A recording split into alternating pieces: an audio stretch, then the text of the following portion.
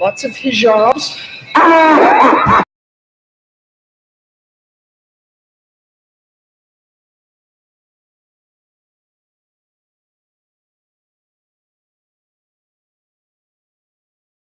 Happy Jaws. Thanks for listening. Whoa.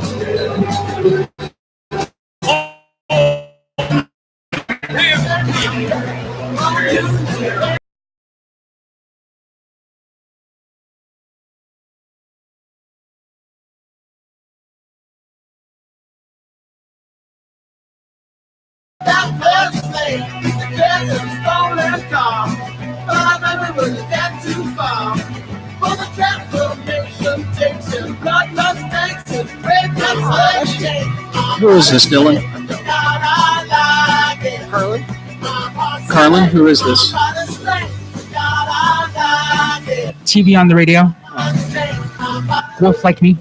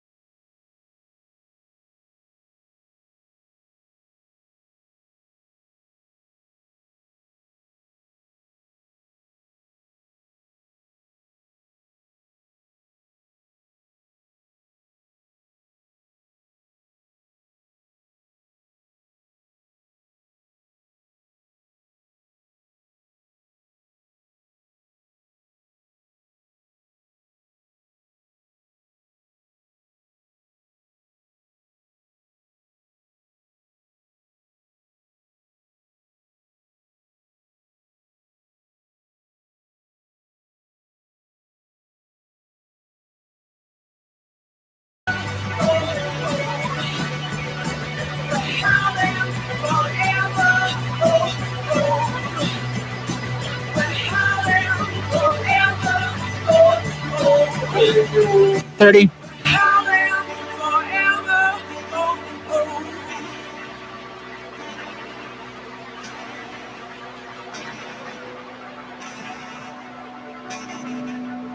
Stand by.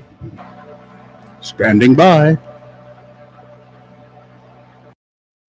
See, the usual gang of misfits and dope addicts are here.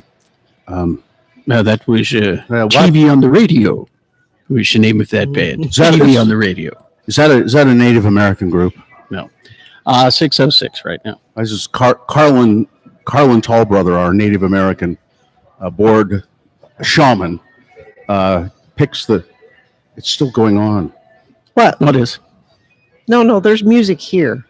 Oh, is that what I'm hearing in the background? Yeah. We're here at Larry H. Miller Chevrolet in Murray. They have music going in the back. I see. That's comforting to know. I thought it was the music in my head. Carlin picks the opening number when he's being the board operator, and He always picks a Native American group, like TV on the radio. I don't think it's a Native American. I think they're always Native American groups. That's what I'm going to just tell myself. They're always Native American groups. Larry H. Miller Chevrolet is where we are, a Rocky Mountain Chevy dealer, and we are, in fact, broadcasting live here, and it's the road to the road home. And even before we went on the air, in walks Bruce Brinkman, Mr. Hoppytaw. Mr. Hoppytaw. Mr. Hoppytaw. It's good. It's good to know that there are people like, there was always like Mr. Yo-Yo, Mr. this and Mr. that in the back in the day, Bruce. There were always the Yo-Yo Man, Hoppytaw, and he's brought. What did you bring for the road home? A package of socks, 3 little blankets, and some Hoppytaws. Oh, and Perfect. I got a $20 cash donation too. And a $20 cash donation. Let's see, who do we trust the most to give that to? I give it to Nick. Nick. No. He's got a hoodie with a pocket that he can put it in. Yeah, except did you see Nick took the money, winked, and pointed. So that's a good sign. There he goes, click with his tongue.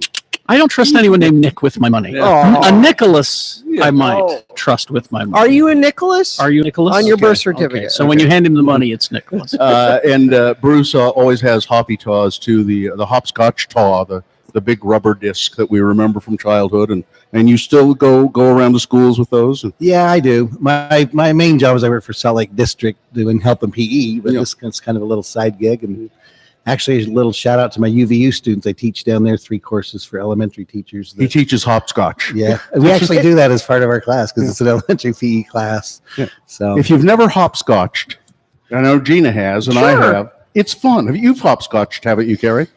Well, yeah. Back in the day. Like, have you ever played a full game though? Not just goofing around. Just like one. a full. And only because I was supposed to. How? Next summer, let's have the Radio from Hell hopscotch tournament. Yes. With prizes and I teams. like that. see, and I have a stencil. I can spray chalk that right near your parking lot area over there. Yeah. Let's Nick, are you all over that? He's writing it down.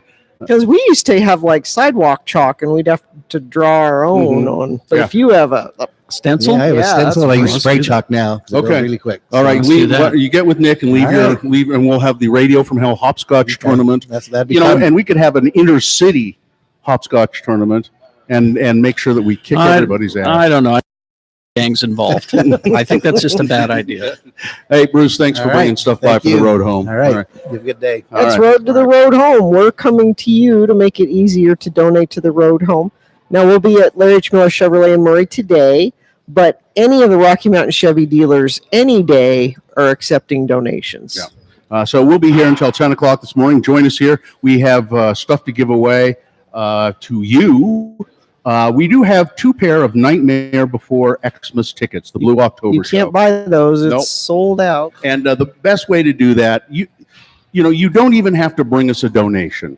We're going to have a drawing. So if you just want to enter the drawing at 10 o'clock, we'll draw 2 names for a pair of tickets each. But we'll guilt you into Mhm. bringing something.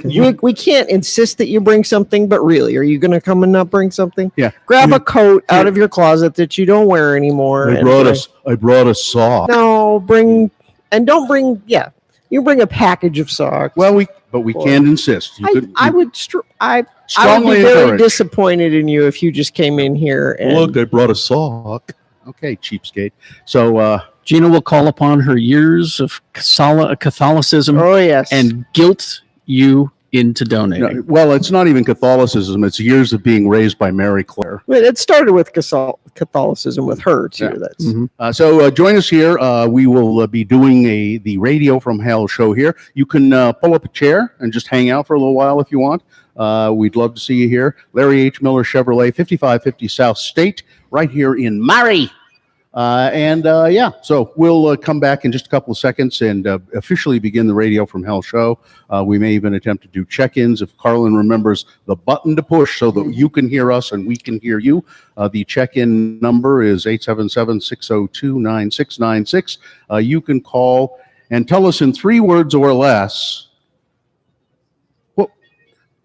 what do you think? How would you solve homelessness?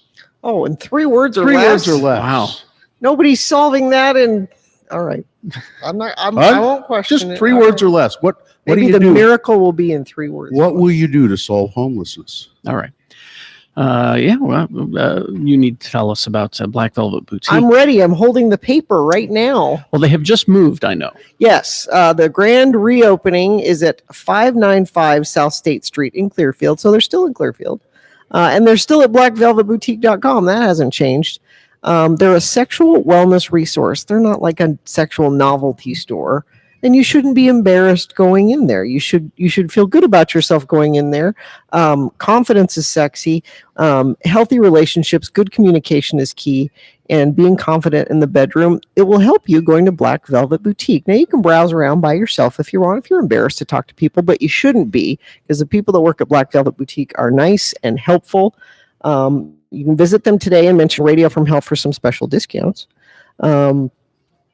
They're open 7 days a week. Once again, their new location is 595 South State Street in Clearfield, or you can go to blackvelvetboutique.com. X96. Radio from Hale wants to keep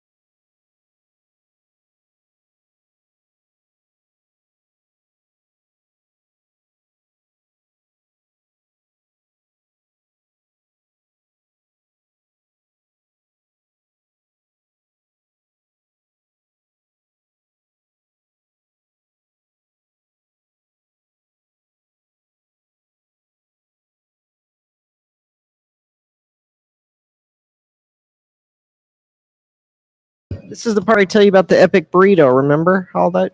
Oh, do we always do that? Yeah. Okay. Del Taco's new epic triple meat burrito. Triple the meat for triple the flavor. Hand-grilled carne asada, chicken, and crispy bacon. Now that's an epic burrito. Participation may vary. All right. The moon is out there. It's just hanging. It's a waning moon, 66.5% of full. The moon will set today at 12:30 p.m. Today being Wednesday. It is the 28th day of November in the year of our Lord 2018. And this is North America's most verdant radio broadcast. It's the Radio from Hell show starring the Lords of Morning Radio, Kerry Jackson, Bill Allred, and Gina Barberi. The executive producer of the Radio from Hell show is Richard Stedman. Dylan Allred is the video producer. He's we're on video right now. There we are. Yeah, you can see us at x96.com/live if you've a mind to, here at Larry H. Miller Chevrolet, 5500 South State Street in Murray. We are here collecting donations for the road home. Please, please, please, please fill up this truck. We have was it a Silverado, I think, over there? Big red one. A big red Silverado. Fill up that truck. Now, join us here, but if you can't come here, go to any Larry H. Miller, Any Rocky Mountain Chevrolet dealership. Larry H. Miller being one of them. And take your donations for the road home. It's very, very important to do that. Trying to make it easier for you to donate. The complete list of Chevy dealers is at x96.com. You will find one near you. Yeah. Carlin is back there. Carlin Tallbrother, our Native American board shaman, is back there running things. And I don't know who's helping. Autumn is there, helping out in the studio as well. And Nick and Jess here, your help. Takes us to make a Radio from Hell show. It's a very small village, but we're helping out. So now I don't know if anyone's called for check-ins. 877-602-9696. So far, not. I have not received word. Well, we have a sponsor regardless. Okay. So it's the Let It Snow event now through December 15th. If you lease or purchase a vehicle from Katrubis Volkswagen and it snows 6 inches or more on Christmas Day, Katrubis VW will make your payments for a year. Now I've brought along my Mill Creek coffee here, and I'm going to have a little Mill Creek coffee. Carrie and I both, if we're not in the studio, we still carry our Mill Creek coffee with us, even in the studio, Yeah. because the coffee machine that they have in the cantina out front, dumb. it's not Mill Creek. No. It's those awful little Pods. Keurig things, those pods. Yeah. It's terrible. So I have my Mill Creek. I believe this is the coffee. Now, look, if you want now, 877-602-9696, you can ask us any question you'd like about the homeless shelter and about the road home and what, You can check in person if you're on your way here to Larry H. Miller Chevrolet in Murray. We've been doing this a long time, and I spend a night in the homeless shelter. This broadcast coming up is going to be our last one at that location. Probably. We need to emphasize what you just said, though, Kerry. Yes. At that location. At that location. I think people are under the impression that, the road home, didn't that close? No. Nope. Still there. No. There's still a need. That greater than ever. That building will be operating until middle of next year. The road home is not a building, and that building will be closed, but the road home continues. It's a foundation for helping the homeless. So your donations this time of year are going to help carry it through into next year. All right. Yeah. Do we have people? We do now. Yes. Let's go to Chase on line 1. All right, Chase. Now, can you hear us, Chase? I can. Okay, Oh, good. And we can hear you, Perfect. Chase. All right. Now, I mean, you can 3 words or less. You can talk, but just talk about whatever you want, Chase, about homelessness. So I honestly think that mental homelessness is caused by a lot of mental stabilities, things that need to be fixed like that. My 3 words would be increase mental health. Spending on mental health. I think you're right. Now, people will say, well, there are a lot of people who just want to be homeless. There is a small percentage of people who are out there that just seem to want to be there. Very small percentage. That's a small percentage. Most of them are dealing with either mental health issues or substance abuse issues. Our friend Pamela Atkinson, who's been helping the homeless for a long, long time. You know, she says no matter what reason they're out there, if they're mentally ill or if they have substance abuse problems, the fact remains they're human beings and they shouldn't be, you know, no one should die cold and alone on the streets. No one should have to go through that. So, All right. Thank you, Chase. thanks, Chase. All right. Let's go Thank to you. Annie on line 3. Hi, Annie. Hi, Annie. Hi. Hi, what do you have to contribute? Well, I work pretty closely with the homeless. I work for a Granite School District, and I'm an advocate for homeless children. Mm-hmm. It's my opinion that what is needed most, along with this house, I love that Chase said that, but we need affordable housing. Affordable housing. Yeah. And Salt Lake County is growing and developing at a rate that is going to create all kinds of problems if we don't manage raising our wages and supporting these families that live here. Yeah, I would agree. Thank you.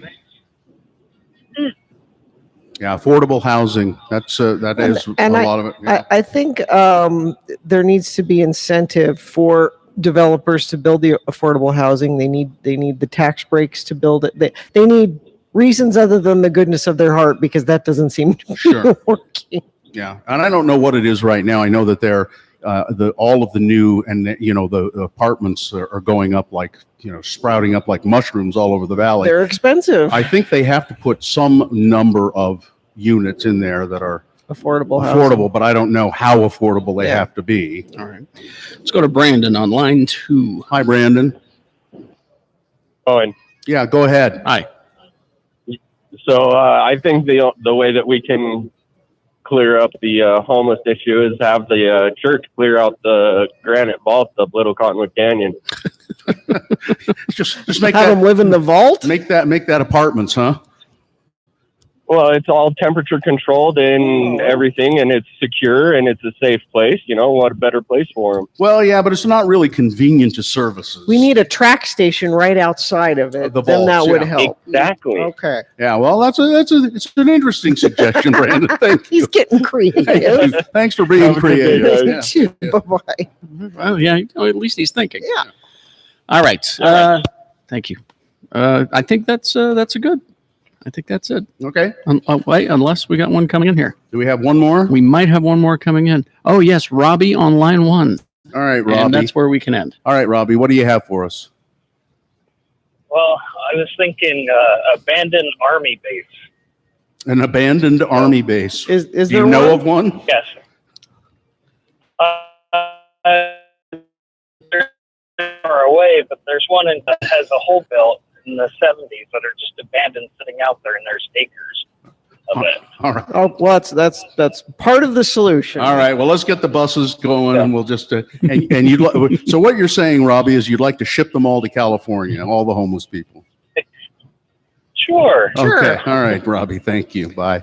All right. Thank you very much. Well, I think we solved it. Yeah. Well, No, we didn't. Just in that short period of time. No, we didn't. We are at Larry H. Miller Chevrolet in Salt Lake, 5500 South State. Well, this is Murray, technically. Yeah. That's the road to the road home, Carrie. We're coming to you.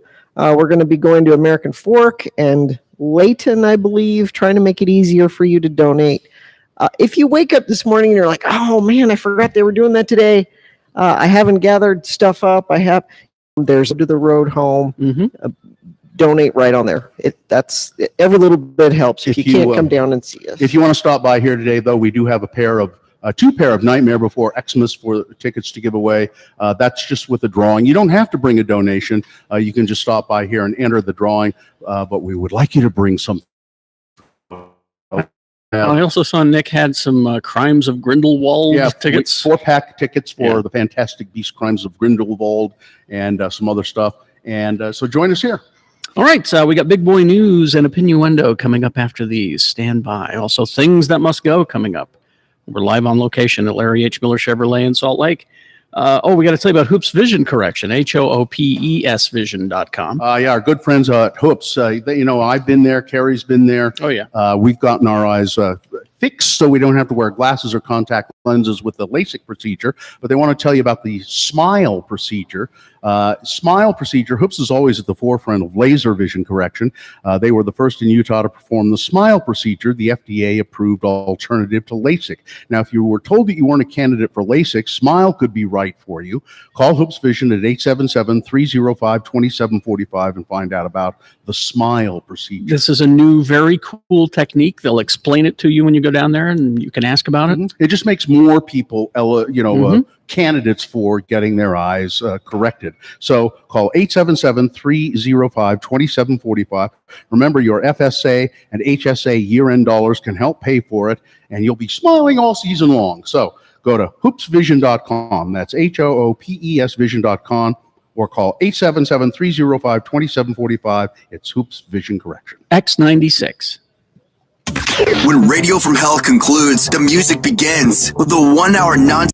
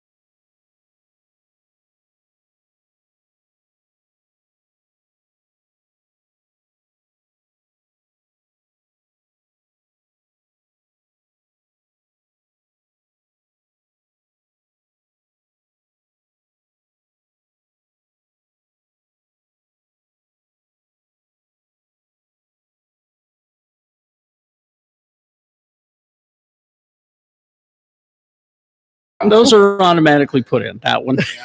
And I usually delete it when I set up in the morning because I'm tired of that one and the best friends liner. Yeah. And it's only been 2 weeks that we've had those, and I'm tired of them. So they get deleted when I'm there. I just want the guy saying, "Hey, it's the Radio from Hell show. Here they are." Yeah, that's all I asked for. That's all I wanted. We don't need silly. All right, but somebody had some fun. Damn it! All right, let's get things going here. We're at Larry H. Miller Chevrolet, 5500 South State. It's the road to the road home. You can bring by your donations and drop them in the big red pickup truck, and say hi to us and all that. We got things that must go coming up in a moment, but first, a reasonable amount of news brought to you by. The holidays are here, and Hoops Vision can help you enjoy the season with vision correction options for every lifestyle and budget. Hoops Vision. All right, news.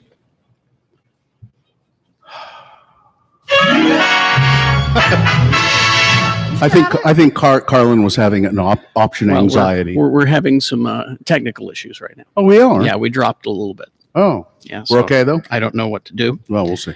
All right. Well, but we are cutting in and out, Carlin says. We're cutting in and out, Carlin says. So this may be what we should do is forego the news.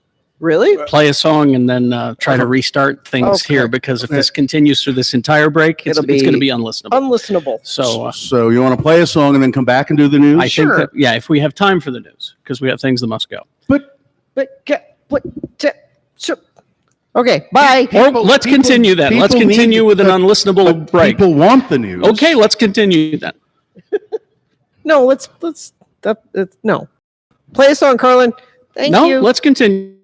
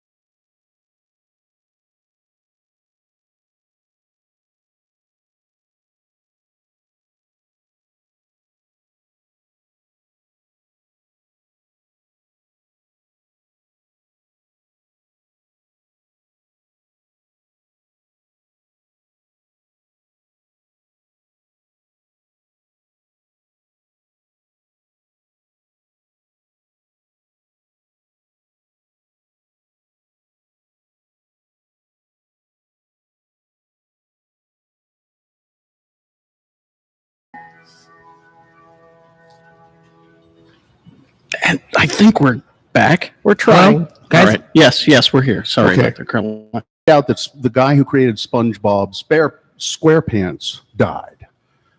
Fairly young, I think. 57 years old. Incredibly saddened by the news that Steven Hillenburg has passed away following a battle with ALS, according to Nickelodeon. In a statement, he was a beloved friend, a longtime creative partner to everyone at Nickelodeon, and our hearts go out to his entire family.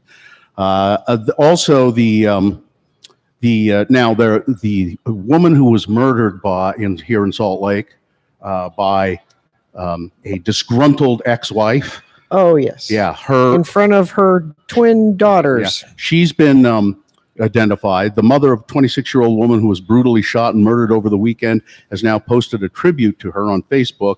Tawny Williams described her daughter Lisa as a kind, sweet, generous, loving person who brought joy and excitement to every aspect of life. The Facebook post said, "My beautiful Lisa was murdered while decorating a Christmas tree with the homemade ornaments she was making with the kids, 3-year-old twins. She was so kind, sweet, generous, loving, and brought joy and excitement to every aspect of life. Please share the beauty of her life rather than the monster that ripped her from ours. I'm asking that anyone that has posted the picture and article with the evil killer as the subject, please remove it. Share Lisa's beauty instead. Oh, that's nice. She was magic, and I want her remembered for how she lived and not for how she was killed." Police say that Lisa Williams was brutally murdered by Skyline High School teacher Chelsea Cook. Lisa was dating Cook's ex-husband at the time of her murder. Massage therapists here in Utah say they're getting a bad rap. For what? They are labeled in Mill Creek, the city of Mill Creek, they are called sexually oriented businesses. What? They want that to stop. City of Mill Creek is shaking up regulations when it comes to massage therapy, but those in the business say not enough is being done. The current ordinance has language in it that links massage therapy with a sexually oriented business. About 9 months ago, a group of massage therapists asked the city to make some changes to that language. Now, a number of proposals would be put to the vote in December. Those proposals include doing away with rules like the one that says massage therapists can't operate a business within 500 feet of one another. Massage therapists ask Utah City to stop labeling them as sexually oriented businesses. There's naked people in there. You do one happy ending and it just, you paint everybody with that brush. I just don't know why that has to happen. Republican Senator Cindy Hyde-Smith has won the election in Mississippi. Way to go, Mississippi. Well, but she says she knows why she won. She says people in Mississippi. She says they know her heart. They knew her heart. You know, they know. She's right. She's exactly right. She's exactly right. They know her heart. They know what kind of a person she is, and that's why she won. She says, yeah, that's exactly right. And then one final story here. Donald Trump says that he has very high levels of intelligence, and when it comes to making deals, he uses his gut, and he knows better than the Fed. Okay. That's why he's declared bankruptcy 4 times. Yep, that's his gut. When it comes to financial deals, he uses his gut. All right, that's the news. Sports weather traffic. Yeah, brought to you by Come to Sundance Film Festival, January 24th through February 3rd. Special pass and ticket packages for Utah residents and students available now. Go to sundance.org for more information. The Jazz, they're going to win tonight. If I say it with confidence, they will win in Brooklyn tonight. 5:30. Yeah. They will be winning, happening. I don't believe there. you. I didn't think we were supposed to have any weather events till later today, but I've just seen pictures that it's snowing up top of Parley's Canyon in Park City. So it was spritzing a little bit when I came in. yeah, so we're going to have a little a period of that this morning, then it'll clear for a little bit, and then come back this afternoon into the evening, and we should have that same pattern going into the weekend, they say. Traffic, I've got a friend of the program texting it to us. Thank you. You can do that at 33986 is our short code. Flashing always 5600 west, 201 east and westbound ramp. The north and southbound traffic are backing up there. Thank you for sending that in. That's the only traffic other than the snow issue in Park City right now. So if you see something, please let us know. Holiday shopping with Store YFA. IFA Country Stores, helping to grow the things you love. All right. The executive producer is making a call right now, and we are going to go to a pre-recorded best of segment for a moment. Well, for the rest of this break, actually, until we can figure out what's going on with our equipment. Okay. And if we can't get that fixed, then we'll head back to the studio. Okay. All right. So, Carlin, if you are ready, go ahead. X96. It's just dipping out bad.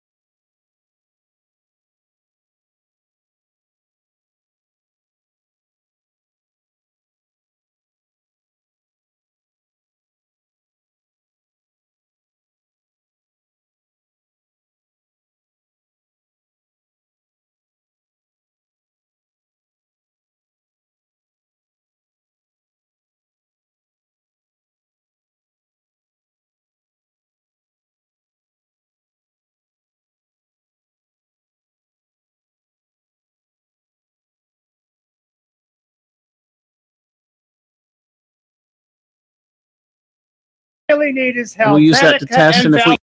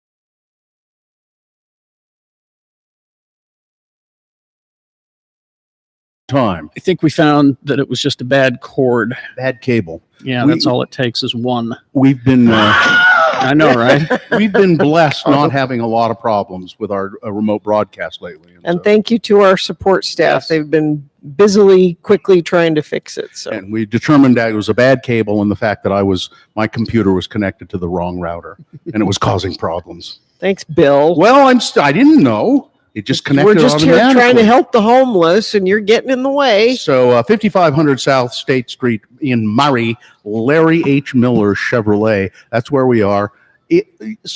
Probably because we've not been on, urging you to show up. You haven't been. So You can show up and bring your donations. You can bring a cash donation here and say hi and enter to win the Blue October tickets. You don't have to bring in a donation to enter to win, but golly, I don't know how your conscience will feel if you just come in and try to win something without bringing something. yeah, are we set up to have people donate online, cash money online?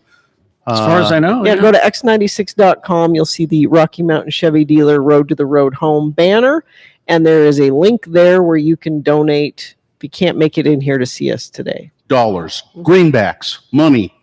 Filthy lucre. It's a very easy way. You could even do that now, thinking I'll do that now, and then I'll gather up some coats and socks and gloves and things and bring them to Rocky Mountain Chevy dealers between now and Christmas. They're going to be accepting stuff all day, every day. And if you go to x96.com, you can find a list of all the Rocky Mountain Chevy dealers, in case you're wondering, and then you can find one near you and take some stuff in. Do we have time to do a little bit of news? A little bit of news, yeah.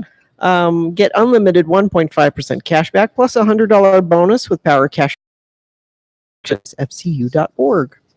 News. Tell me what kind of news you want. I'll see if I can find it. Give me some good news. Is it time for Choose Your News? Choose your news. You want good news or silly news or? Well, no, I mean, be a little more specific. Good. You want a funny story? Sure. A funny story. Let's see if I can find a funny story. Or how about how about this? What? Who is the most highly paid host on television? I know this. I know this too. I love her. You do, really? I do not. I do not either. Have you ever heard her intervieed? No. You would love her. I never bothered her. I think she's a fascinating person. When I see her doing her job, I think she's her being Judge Judy. Yeah, I was going to say that. Saying her, you know, I'm a professional, well, and what I was going to do is drag it out a little more.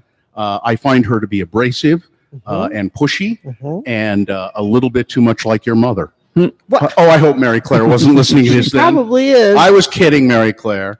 I'm going to hear about this later. Judge, listen, Mary Claire, if you've got a problem with it, take it up with me and leave your daughter out of it. Okay, I'll meet you anywhere, anytime, Mary Claire. Parking lot. Yeah, out by the flagpole. Can I tell you a quick Mary Claire story? Just a second, Judge Judy Shineland. See here again, you're just trying to deflect. Judge Judy Shineland, officially the highest paid TV host, raking in a whopping $147 million Good last God. year. Yeah. Okay. A quick Mary Claire story, So which I'm sure won't be. So next week is Girls Weekend. Oh, I forgot. Girls Shopping Weekend. Every year, my mom and daughters and her friends and daughters, we go shopping. And so we stay at a hotel. And we all get matching jammies, and then we go down to like a conference room or something and have like card games and skits and things. We do it every year. My stomach turns. But this grows every year because people have grandkids. When girls turn 13, they can start coming and going with their moms. And so it gets bigger every year. And they went.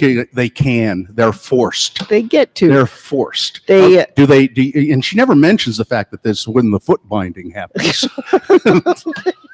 So they went to the hotel we're going to stay at.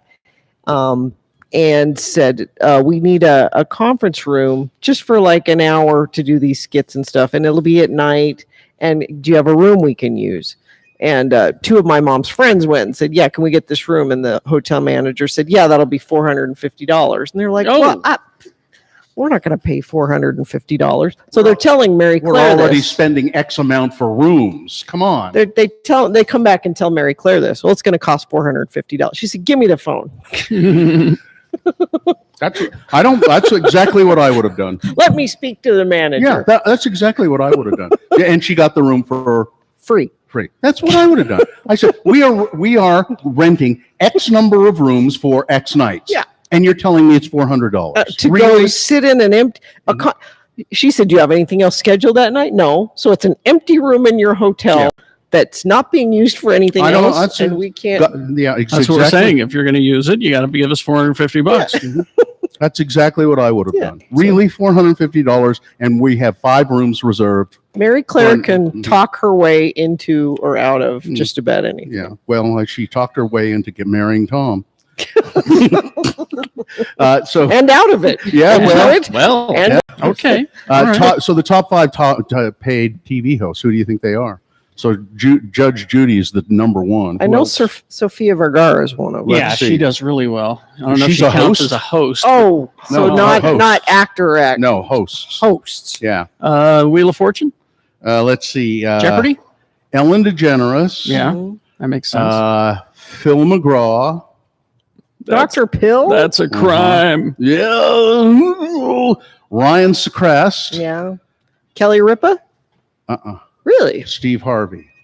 Steve Harvey? Yeah. Wow. Family Feud. Oh, Family Feud. Yeah. Okay, I thought you meant the Steve Harvey talk show. No. I was going to say that. Now, and I didn't like Steve Harvey for a while as a Family Feud guy, but I watch it every once in a while, and he's grown on me as It's the kind of thing that's on at the gym. The reason he's grown on me is because I just see the Keenan Thompson impersonation of him doing it while he's doing it. I can see Keenan doing it instead. That's how I enjoy it. So, all right, weather trap. What? None of the Jimmys made it. Fallon, Kimmel, not in the top. No, not top. Well, paid. these are excuse me, daytime TV hosts. See, that's Daytime why. TV hosts. RuPaul? No, daytime. Daytime. Okay, all right. Weather, traffic? Yeah, so Park City's already seeing snow this morning.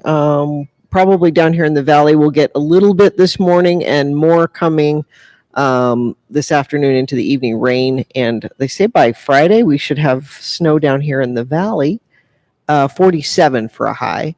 Traffic, let me refresh this quickly.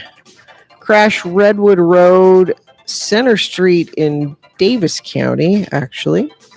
We've got a crash northbound I-15, 132nd south. The right lane is closed there. And that it. Traffic experiencing. Text it to us to our short code 33986. Get unlimited 1.5% cash back plus a $100 bonus with Power Cashback credit card from Security Service Federal Credit Union. Restrictions apply. Get details at ssfcu.org. All right, round one of the boner voting coming up. Here are your candidates. Boner candidate number 1. If you have a charity named Seafair Pirates, there's going to be trouble. Boner candidate number 2. My shotgun will break up a fight, I'll tell you what. And boner candidate number 3. If she wants sex, you have sex. All right. We got boners round 1 along with big boy news and opinioendo coming up after these. Got to tell you about Quip, please, if you don't mind. Yep. Quip, perfect for Christmas gift giving. And I figured out the perfect thing because they're because it'd be a good stocking stuffer and especially good for kids because kids do not brush long enough, do they? Ever. And so You can't possibly be done brushing your we teeth. do too with the vibrating timer thing that's on this, and you teach them you have to continue brushing until the vibrating starts. You know you're getting 2 minutes in, so this is perfect. I love my Quip toothbrush, and it'd be a great stocking stuffer. Gift that keeps refreshing. Brush heads automatically delivered on a dentist recommended schedule every 3 months for just $5, and you can even gift prepaid refills for a year to make sure that they're never using old, worn out, ineffective bristles. So one of the many reasons I love Quip, and they have over 5,000 verified 5-star reviews.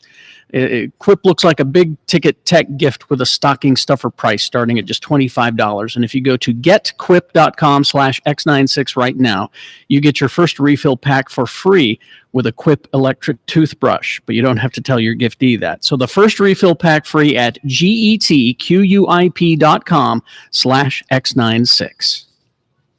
The music starts when Radio from Hell ends.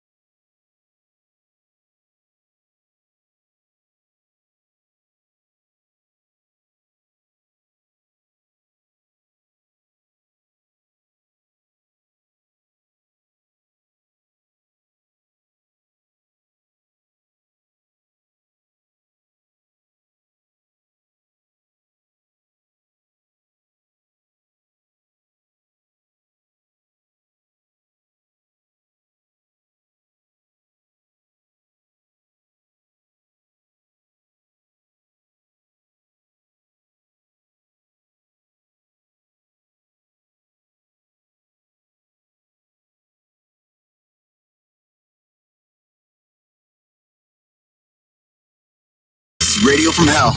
Gary, Bill, and Gina on X96. Now, before we get to the boners, Yes, sir. got to tell you about Scott Hale. Oh, Scott Hale, Heating, Plumbing, and Air. Scott, I met Scott the other day. Nice guy. Oh, that's right. We're supposed to call ourselves Radio from Hale. Radio from Hale, because we agreed to do this because he's doing something very nice for us. Because he's Scott Hell Plumbing, Heating, and Air now. Yeah. He's going to be Scott Hell. Yes. Scott has... who in the Scott Hell are you?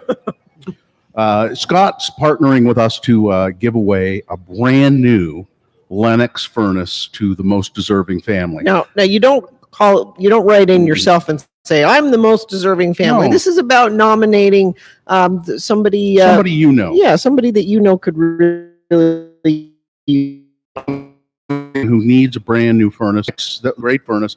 Scott's been in the business for many, many years now, 25 or more years, I think he said. You see his trucks all over the place. Once we started doing ads for him, I said to him, I've started noticing your trucks all over town. He says, yeah, I got about 25 of them now, and he's doing well, and he wants to give back to the community. That's so nice. That's great. So just go to x96.com. There's a rotating banner, and that's where you nominate a family. And it'll explain it all. And I don't know who's going to do the choosing, but just make a nice little write a nice little story about who you would like to see get a brand new furnace, a brand new Lennox furnace from Scott Hale. 100% satisfaction guarantee when you have Scott work on your furnace. Call him 801-264-HALE. That's 801-264-HALE, or go to, this is for you working on your furnace or getting one for yourself, or go to scotthale.com. All right. Thank you very much. Time now for round one of your boner voting. 3 news stories. They are examples of bad, stupid, or funny human behavior. And you'll decide with your vote who of these 3 is the worst. Which one of these deserves to go forward to boner fight and possibly become boner of the day? If it wins here, great. You're the winner of round 1. Good for you. You're not boner of the day yet. You're going to have to defeat the winner of round 2's voting. We do this again. Round 2 happens at 8:20 with 3 more candidates. Then we'll take the winner of each round and put them both into Boner Dome at 9:20. That's when Boner Fight happens and you decide Boner of the Day. So pick your champion for round 1 now. 2 candidates now, a third after the news. Once you've heard all 3, you'll vote. One of you lucky random Boner voters will receive. We are good friends. Boner candidate number 1. If you have a charity named Seafair Pirates, there's probably going to be trouble. The Holiday Treasure Chest Charity Foundation and founder Mark Ferguson are being sued by Washington State Attorney General Bob Ferguson for allegedly misusing funds. Ferguson's lawsuit drawn more than $280,000 in cash from the charity's checking account since 2013. The account records show thousands of dollars worth of purchases for fuel, groceries, and meals, a cell phone, cable, and internet, according to Ferguson's office. Additional records show Ferguson used the charity account to allegedly pay for a resort stay in Friday Harbor, a hotel room in Ocean Shores, and a subscription to Match.com, an online dating service. You want to share that with somebody. Holiday Treasure Chest was created about a decade ago as the charity arm of Seattle Seafair Pirates. The 2 organizations parted ways in 2013. A dispute between the 2 resulted in a settlement that kept the foundation from using the name Seafair Pirates and soliciting on their behalf. The lawsuit also alleged that Ferguson sold toys, electronics, collectibles, contributed to Treasure Chest on online auction sites. The online listing says 100% of sales will benefit the Pirates Charity Foundation. The Treasure Chest doesn't keep an account of the auction sale proceedings, according to Ferguson's office. Holiday Treasure Chest says its donations help distribute toys, food, and other items to needy children during the holiday season. Well, not so much. The Treasure Chest reported raising more than $1 million in donations between 2012 and 2018, an average of 82% of which was spent on program services, according to Ferguson's office.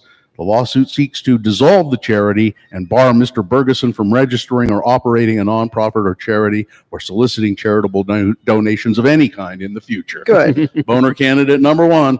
If you got a charity named Seafair Pirates, there's going to be some trouble.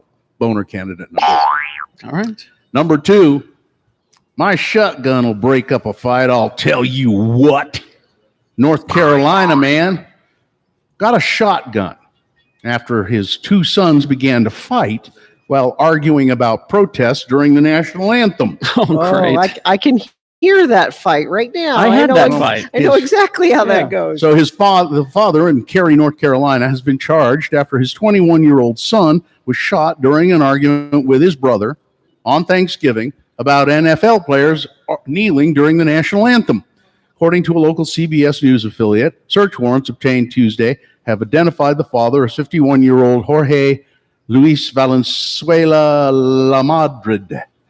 Esteban Valencia, whose injuries are not considered life-threatening, was shot embroiled in a physical fight with his brother over the protest. The protest, of course, began in 2016. San Francisco 49ers quarterback Colin Kaepernick took a knee during the national anthem before an NFL as a against justice. Critics, including President Trump, have wrongly accused Mr. Kaepernick of disrespecting the flag and the military. According to the warrants, Lamadrid retrieved a shotgun when he was unable to separate his two sons after their argument turned physical. Because that's what you would do. That's how you break up a fight. Well, and usually you just have to walk in the room and go, and that should end it. Mr. Lamadrid asked the feuding brothers to leave. The fight is believed to have moved into the backyard where objects were thrown. Oh, good. The victim was shot after Mr. Lamadrid was hit in the face with a water bottle, which CBS reports caused him to accidentally squeeze the gun's trigger and fire, striking the 21-year-old in the hand and leg. Mr. Lamadrid had been charged with assault with a deadly weapon, inflicting serious injury. His son will recover, but it's not been whole. Was there alcohol in there? I'm sure. I think this goes without saying. You don't need to ask that question. Yeah. Boner candidate number 2. My shotgun will break up a fight. I'll tell you what. Coming up in a moment, boner candidate number 3. If she wants sex, you have sex. Boner candidate number 3 for round 1 coming up after this big boy news and opinionuendo brought to you by. Come to Sundance Film Festival this January 24th through February 3rd. Special pass and ticket packages for Utah residents and students are available now. Go to sundance.org for more information.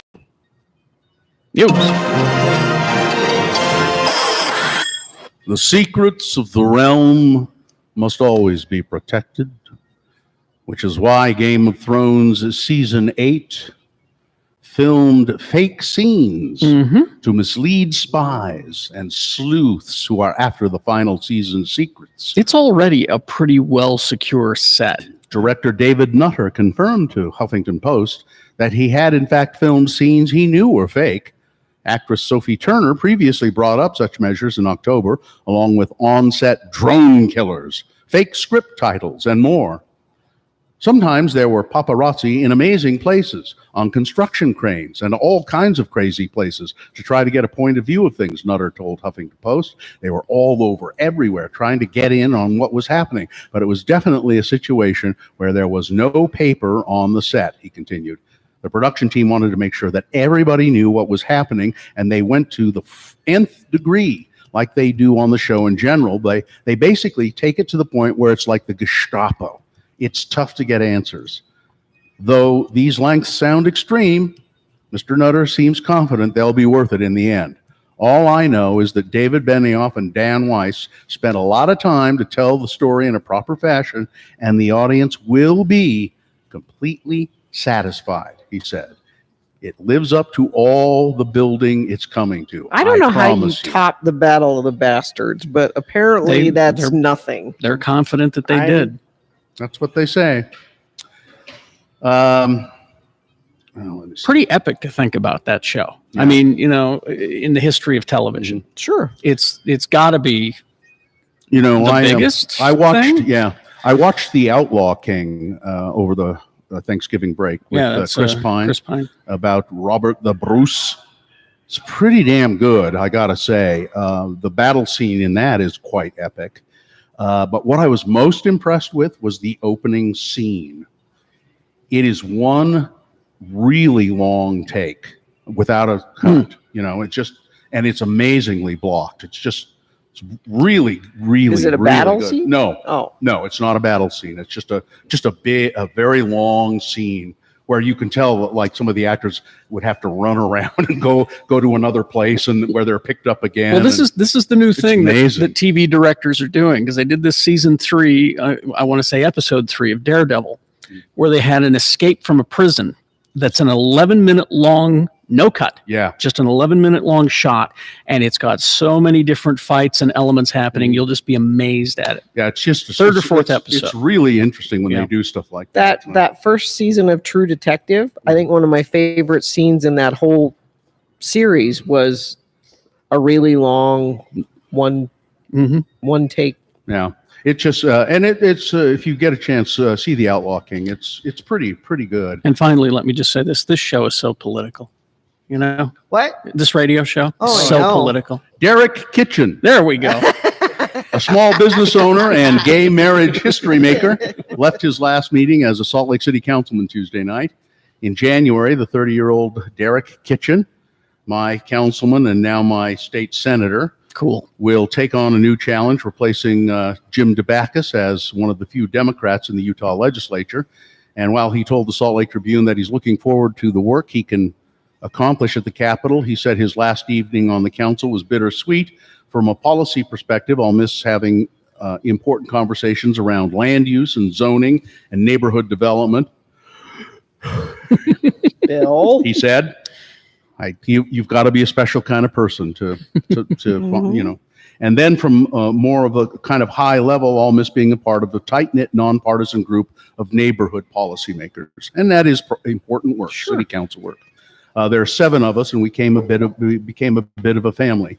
Kitchen and his husband, Moody Sevety, own a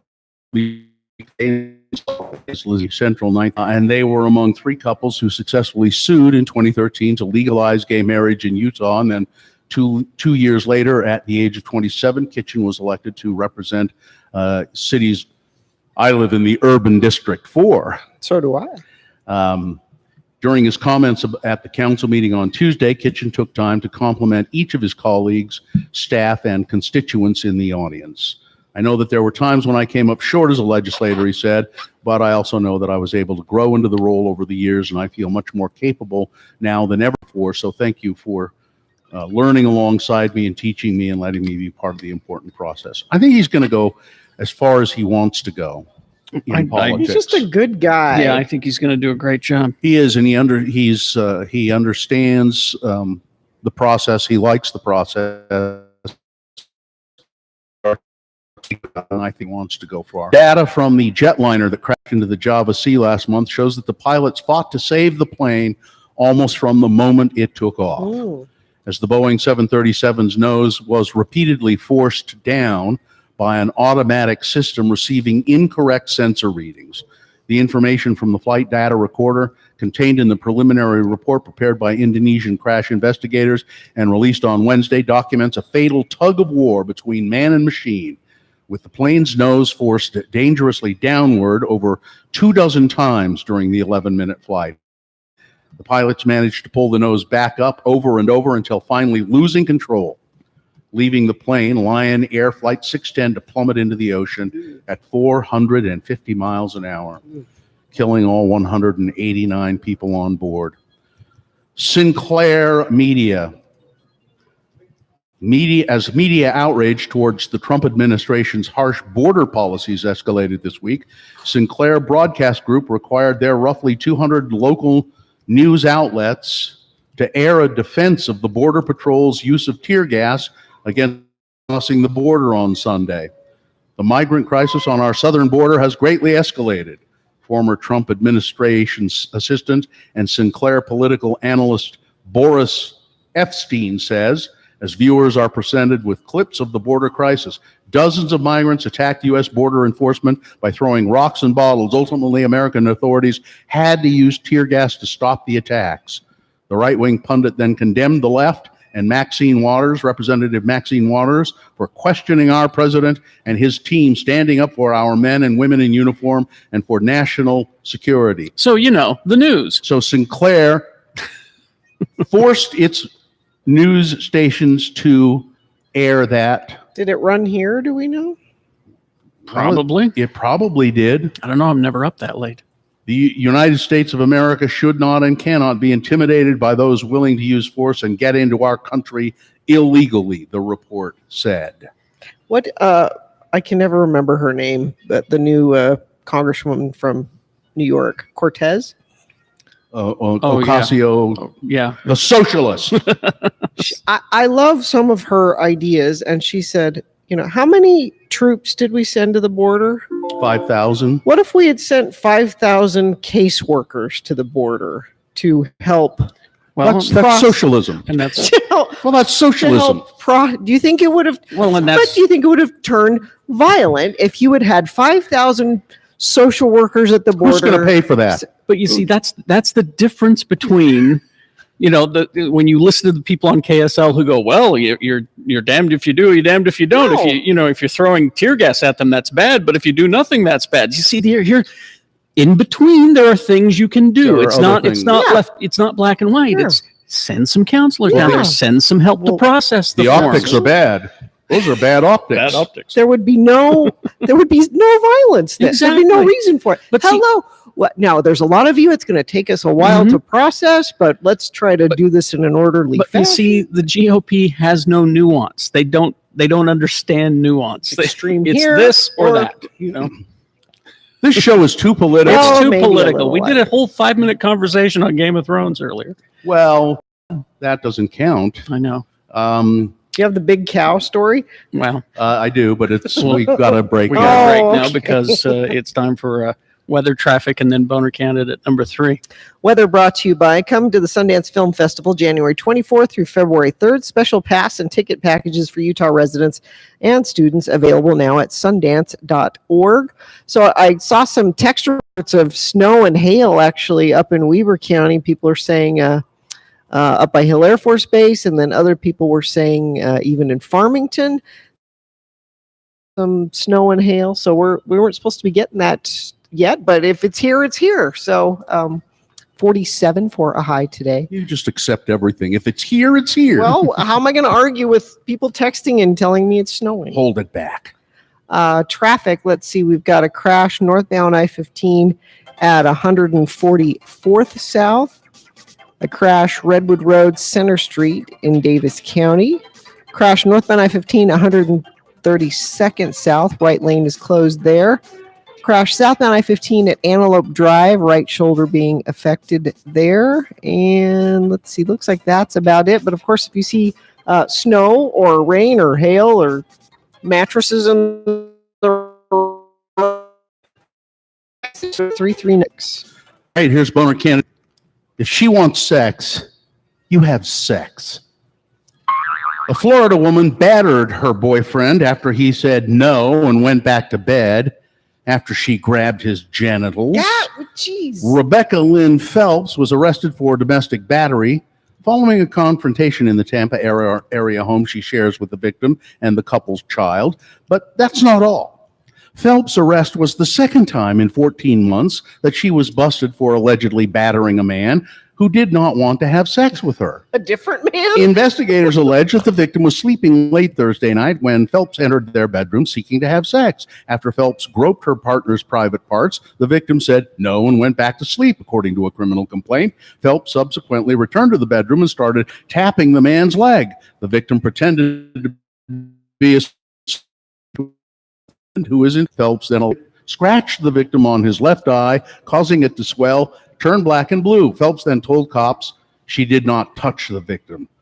She was arrested on a misdemeanor domestic battery charge and released from the county jail.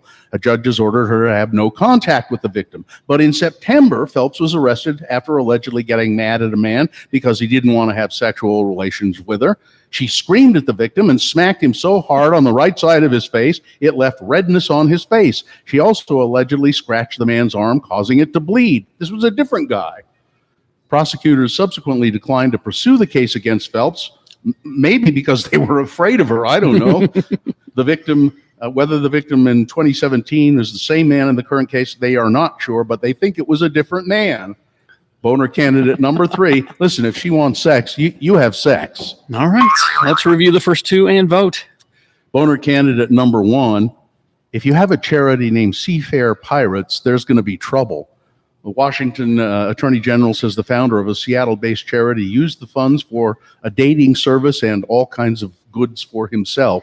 It's like $280,000 worth. Boner candidate number 2, my shotgun will break up a fight, I'll tell you what.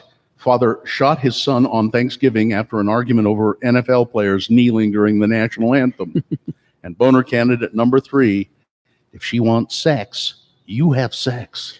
All right, time for you to vote for your boner, but quickly let me remind you, we are broadcasting live from Larry H. Miller Chevrolet at 5500 South State Street. It is the Road to the Road Home, our series of broadcasts before our big homeless shelter fund drive. We're here taking your donations of cash or items. Throw it in the back of the big red pickup truck. Time to vote for your boner, though. This is it. You got to decide which one of these 3 candidates is the worst, which one of these 3 deserves to go forward to boner fight and possibly become boner of the day. If it wins here, it'll go up against winner of round 2's voting. That happens next hour. So you decide 1, 2, or 3. Which one of these is the winner of this round? And put that number in the message of a text, the number of the candidate you think should win. Text it to 33986. You can call 877-602-9696. Or you can go to x96.com and look for the box that says Boner Voting November 28 and vote there. But you've only got through these messages to do it. Let's go. It's round 1, X96. Nonstop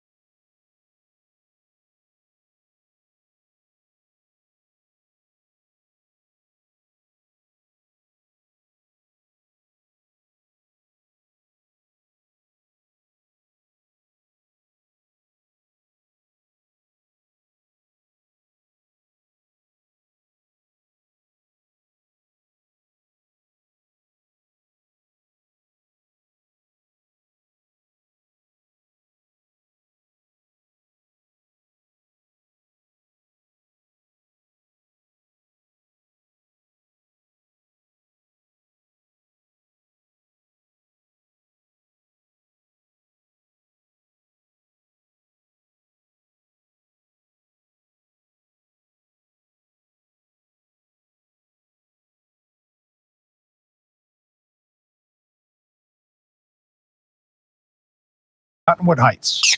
X96 is also on 95.9 FM in the Highland Alpine area. It's true.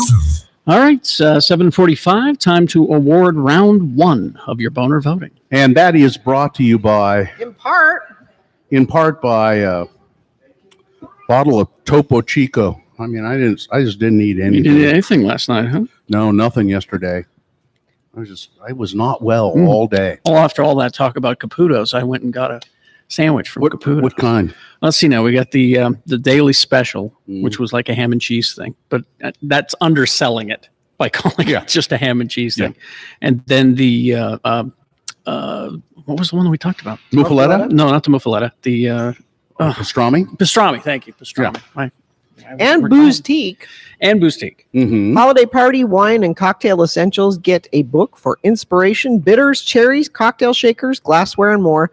Shop Boostique. Radio from Hell listeners, will you get 15% off? I would advise you to get the Luxardo cherries. Mm-hmm. They're expensive, but they're worth the price. So we had boner candidate number one. If you have a charity named Seafair Pirates, there is going to be trouble. Washington Attorney Generals said that a founder of the Seattle-based charity used funds for a dating service and all kinds of personal items. I don't think he spent any money on charitable giving. He just took all of it and used it for himself. Boner candidate number two, my shotgun will break up a fight, I'll tell you what. A father shooting his son on Thanksgiving after an argument over NFL players kneeling. And boner candidate number three, if she wants to have sex, you have sex, because this woman will beat you up if you don't. Let me see here. Oh, I think I have the results here. Do I? Yes, I do. Gracie's gift card was won by Jared. And the winner was boner candidate number two, which was...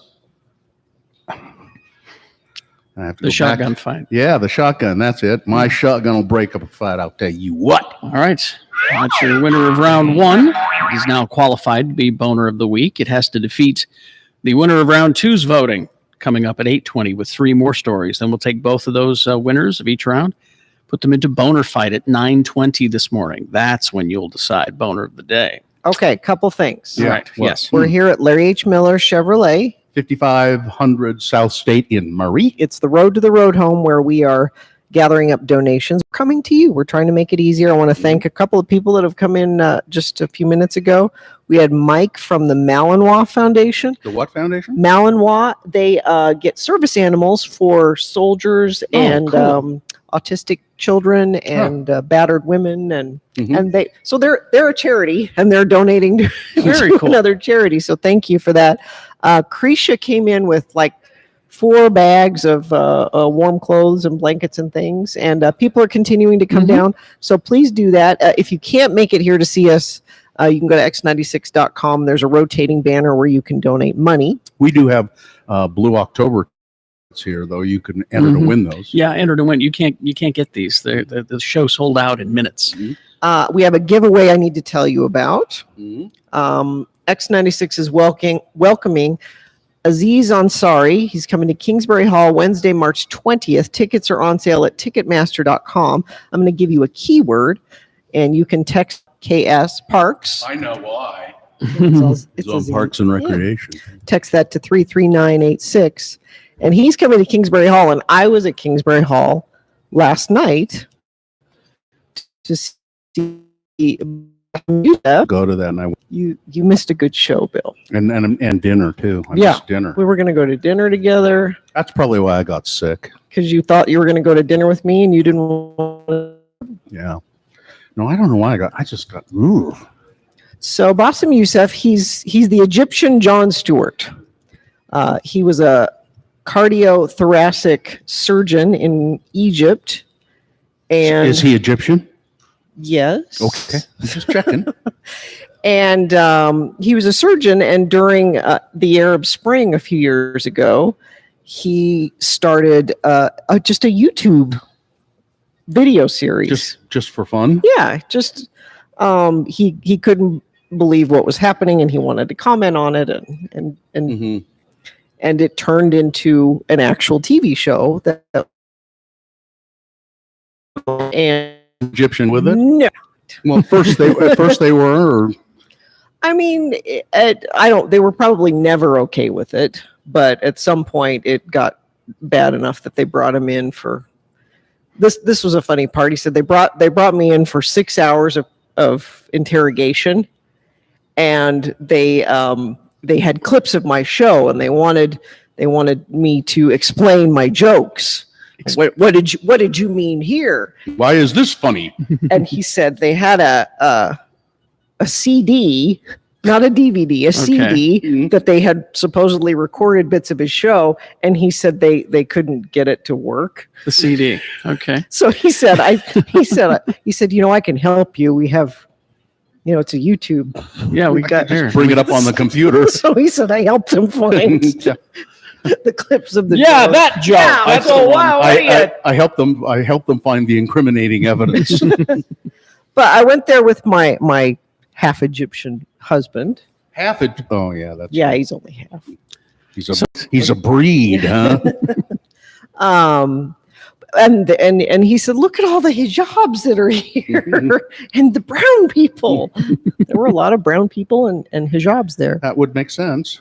But he talked about he had to leave Egypt because it was that or go to prison probably. So is he living here now? He lives in LA. Okay. Does he do a presentation like with slides and stuff? Or? Yeah, it's like video of his shows and. But he does his shows in Arabic, right? No, but you bring up a point that I wanted to make. So this is someone for whom English is a second language. Mm-hmm. How hard that must be to do an entertaining presentation in not your native language. And to have the timing right. Tell me about it. Have the timing right and be able to communicate humor specifically. I know Eddie Izzard's talked about this because he does shows in French and German and different things, but yeah, to get the timing right and he does a very good job with that. But he talked about a few interesting topics that were interesting to me specifically because of who I'm married to. He talked about terrorism and how, for people like him who you hear of a mass shooting, and he said the first thing you think of is, please be named Scott. Please be named Scott. But he said that it's interesting though. White people don't feel the same way. White people aren't like, oh, I hope this is a white guy. We don't lump all. No, you think, I'll bet his name is Ahmed. Yeah. And he talked about naming his first son Scott. And he said, when you're a brown person and you name your kids based on how it's going to be going through TSA. And he said, the most popular name in the world isn't Muhammad anymore. After 9/11, Muslim people don't want to name their children Muhammad anymore. That's Jesus, isn't it? No, he said the most popular name is Adam. Adam, because it passes for and it's still but it's still in Muslim. Yeah. Adam, and so he has a son named Adam, and he said it made me sad that I had to think. He said not that I wanted to name my son Muhammad, but that I had to think about what do I name my son so he doesn't get harassed when he's getting on a plane and stuff. And that's still in the Muslim tradition. Yeah. But my kids have radio names. So we've talked about that many times. And one of the reasons I picked Muhammad's radio name as Muhammad is I was trying to do the opposite. I'm trying to normalize it and say, not everybody named Muhammad is a bad guy. That's all part of your liberal agenda. Kind of, yeah. Years ago, before we ever did, my wife's name is, I said the two most popular names in the world. My wife's name is Jennifer. That's two most popular names in the world are Muhammad and Jennifer. But I thought I hadn't heard that, Muslims are not naming their kids Muhammad because of that they're like, I don't want them harassed for it. Isn't it fascinating? I mean, it's like in the Muslim world, they name their kids Muhammad. In the Hispanic world, it's Jesus. We didn't have it. Yeah, didn't Kids. have any. You were going to name So- them. All right. So yeah, it was a very, very good show. Bassem Youssef last night at Kingsbury Hall. Utah Presents. Put that on. That's a great. By the way, just go to utahpresents. Is it org or com? I can't remember. Try it. They do all kinds of great shows up there. All right. Track Gina. Yeah, you want me to do that now? Sure. Okay. Hold on 1 second. Holding. We're holding. I've actually heard from a lot of people that said it was a snowing up in Ogden, and so I'm sure that's affecting some of this traffic I'm going to tell you about. Crash northbound Washington Boulevard at 36th Street, right shoulder being affected there. Crash northbound I-15, 140 roads, Davis County. Let me check our message stream quickly because friends of the program were letting us know when they see everyone's trying to win those Aziz Ansari tickets. So if you see something, though, please let us know. 33986. Get unlimited 1.5% cash back plus a $100 bonus with Power Cashback credit card from Security Service Federal Credit Union. Restrictions apply. Get details at ssfcu.org. Wade Taylor texting me says we were going to name our son Hussein after my wife's uncle, but decided against it. No, not a good idea. And Sue reminds me, no, our first child was named Optimus Prime, again, after my religion. Yeah. Right. We'll take a break. We'll be back. We're broadcasting live from Larry H. Miller Chevrolet at 5500 South State in Murray. Come and see us and bring your donations to the road home. Gina, if you wouldn't mind, please. Telling you about Third Love. Mm-hmm. Telling you about my bra. Yes. Well, let's talk about your bra. I love my bra. Why do I love it? It's comfortable. And why is it comfortable? Well, it fits me just right. Well, why does it fit me just right? Because I took the Fit Finder quiz at thirdlove.com. If you go to thirdlove.com/Gina, Gina, you'll notice at the bottom of the page when you pull it up, it says your discount has already been applied. So you don't need to put in a code or anything. Just by going to thirdlove.com/Gina, you will get that. But that's only if you do the /Gina. Correct. Yes. And when you go there, you'll take the Fit Finder quiz. You just answer a few simple questions to find your perfect fit. And it's kind of fun. They're made of this soft memory foam.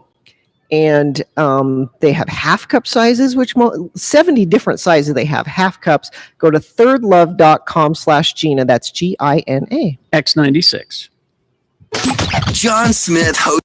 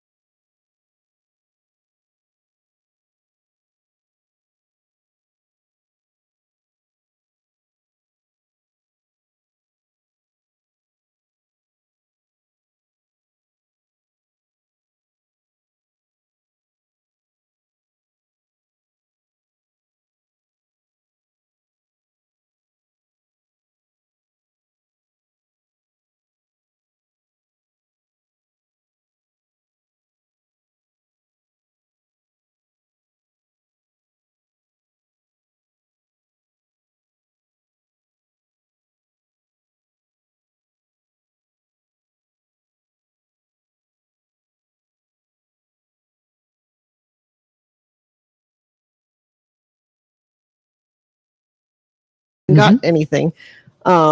Today you could make a cash donation online just while you're, and then next week meet us there with your stuff. Gabe and Dawn from the Geek Squad just came by. They're just pulling away right now. And they brought in a cash donation, and they brought this two huge boxes of donuts from where are those from? It's Beyond Glazed donuts out in Draper. No. Yeah, Those are my favorite. They're the those fancies. are really nice. Oh, the no. fancies. So while they last, you can come get a donut when you have your donation. They wrote on the box, "Make mine a double." Geek Show says, "Hey," and Gina, didn't ruin the show. Didn't ruin the show. Is there a no? s'more? It says don't ruin the There's show. a s'more one there. I'm calling the I think s'more one. There's a donut with bacon on it. There. Yeah, see, these are my favorite donuts. I know everybody has their favorites. This is, I think, the best donut in the valley. So while they last, you can grab a donut when you come in. You can enter to win the Blue October tickets. You were making a mention that if they donate online at x96.com, we are a competing radio station with other radio stations for the total donation, and that counts towards that. I know some people hold out until that counts for that. That time is now and goes through the Road Home broadcasts, which are the 20th and 21st of December down at the Road Home Homeless Shelter over on Rio Grande. We have a giveaway. Should I do that now? Let's do it. Let me just mention one thing before you do. Later today, I'm doing another charity thing. I'm going to be doing for the Ronald McDonald House, which is a great charity. I'll be working the drive-through window at McDonald's. I've done this many years in a row now. So McDonald's on 5th South and 2nd West. Big one right there. It gets very busy at lunchtime, noon to 2, working the drive-through window. There are multiple drive-through windows there, and I'm not sure. I'm never sure which one I'm at, but I'll just be asking you for a little extra money on your bill when you come, and we'll go to the Ronald McDonald House from noon to 2. If people don't know what the Ronald McDonald House is, it's a place for families. If you have kids up at Primary Children's or having like long-term medical issues, it's a place where the family can stay. They come from out of town, and the family can stay there, and they put them up. Really a nice charity, and I'll just be asking you for like $2, $3, or $5 extra on your lunch bill. That's easy way to donate there. Right. So got a giveaway here. We're going to play Writer or Writer. X96 is proud to announce Monster Jam's Triple Threat Series returning to Vivint Smart Home Arena from January 4th through the 5th. The biggest, boldest head-to-head competition featuring Monster Jam trucks, speedsters, and ATVs. Opening night tickets start at just $15. Tickets are on sale now at Ticketmaster.com. Listen every day this week for your chance to win a 4-pack of tickets to Monster Jam Triple Threat Series and qualify for the grand prize, which is 4 VIP tickets and swag bags of Monster Jam Triple Threat Series merchandise. So I'm going to read the name of a person here. The name of a person. You don't text the name. You text whether you think that person is a rider, R-I-D-E-R, or a writer, W-R-I-T-E-R. The name is Tyler Meninga. Tyler Meninga. Is that a writer or a writer? Text it to 33986. All right. Can I have a donut yet? Or no, we got to wait a minute. Why don't you wait till we break, Gina? And it's to come in where Gina gets into them. I already called. When you can't call, if you call something, you got to honor the call. What? It's like I call window, or I call front seat, or I call Shotgun is the term. Shotgun is the term. Or dibs, Gina. It's not like dibs or shotgun. Okay, I have dibs and shotgun and call the s'more donut in that box. There. I've triple Which one is the s'more saved donut, it. though? I don't know. Yeah, I'm not sure that there is. Well, yeah, maybe that's the s'more one right there. There are 2 boxes. I'll breathe on it. There are 2 boxes. I called dibs to breathe on it. By the way, I touched every one of them. And I've been sick. I don't want your bug. Here's how sick Bill is. How sick is he? Yesterday I was very sick. I'm fine. So we were supposed to go to dinner before. So I'm at dinner, and Joe and I have our cocktails. Mark was a Manhattan. And I sent it to Bill, and I said, "Oh, I wish you were here." To Bill Allred. Yeah. A picture of alcohol. Yeah. And he said, "Yeah, that's making me queasy." Really? It did. The picture made me queasy. I went, ugh. Usually the reply would be Daddy's medicine. Yeah, no. It was Even the picture made me kind yeah. of queasy. I'm like, now, I told Joe, I'm like, now I know Bill's really sick. He's not faking. Yeah. Because usually you'll drink your way through whatever Yeah. sickness you have. No, the picture, and it was a well taken picture too. Yeah. It was very vivid, and I looked at the picture and I went, yeah, I really am not feeling well. I'm going to tweet that out. That exchange. All right. So 5500 South State is where we're at, Larry H. Miller Chevrolet. Yep. On your way to work, swing by, grab a bag of socks or something from the Target or whatever is near you. Costco right over there. Yeah, there's the Just Costco take there. a look. Take a look in your closet as you're leaving. I have a couple coats in here. I have skeletons in mine. They don't want Oh, those. okay. Maybe there's a shirt that you bought that you just didn't wear. Mm-hmm. Yep. You wore it a couple of times and went, eh. Yeah. I have kid stuff that I buy, like, oh, maybe they'll wear this in the winter and they'll have outgrown it before they've even gotten a chance to, you know what I mean? Yep. Hanging in their closet. Look, Yep. I bet there's stuff in your kid's closet with tags on it that they've outgrown before they even wore it. Bring it in. Yeah. All right. Let's see. Traffic, Gina, do you have traffic? Probably. Before we break and get into round 2 of your boners and all that stuff? Probably. Probably. Yes, here we go. We've got crash northbound Washington Boulevard at 36th Street in Weber County. I've got a mouse that won't work. Here we go. Crash northbound I-15 144 South in Salt Lake. Crash Redwood Road Center Street in Davis County. And I'll check our message stream, although I bet people were trying to win those Monster Jam tickets, and I was right. So you still have time to text me and let me know if you see anything. 33986. Come and make your mark on fondue history by trying the new cast iron grill cooking style, available today at Melting Pot, locally owned and operated. Reservations at meltingpot.com/Salt Lake. Here are your boner candidates for round 2. Number 1, it is possible to take political correctness too far. Number 2, the dreaded Inchworm Bandits. And number 3, what have I told you about my baked potatoes? All right. Round 2 of your boners coming up, along with big boy news and opinioendo. Also, things that must go coming up. Stand by for all of that. It's on the way. Grove.co/X96 is the website. And Richie was talking about it. It smells like Christmas. Well, people like to have the scents in their homes at Christmas time. And I found that this is the best way to do it because it smells nice and it keeps your house clean and stuff. Mrs. Meyer's exclusive offer from Grove. Get this before it runs out. Select your favorite holiday scent. It's Iowa Pine, which I tried. It's very nice. Peppermint and orange clove, which is one I like. New customers will get the holiday set when you place your first order of $20. So you get your free Mrs. Meyer's holiday hand soap, holiday dish soap, and holiday multi-surface spray, which I really like. Or the Grove Collaborative Red Cleaning Caddy and the Walnut Scrubber Sponges. Plus, if you spend $39, you'll also receive a Grove stoneware tray to display your holiday soaps. So shop Grove before this exclusive offer runs out. This stuff's going to be gone come December. So for a limited time, our listeners who sign up, they get an amazing free Mrs. Meyer's holiday products, get a free 60-day VIP membership, and a surprise bonus gift just for you when you sign up and place an order of $20 or more. So check out Grove and our special offer at grove.co/X96. So be sure to do that /X96 so that you get the deal and we get the credit. That's grove.co, not com, grove.co/X96.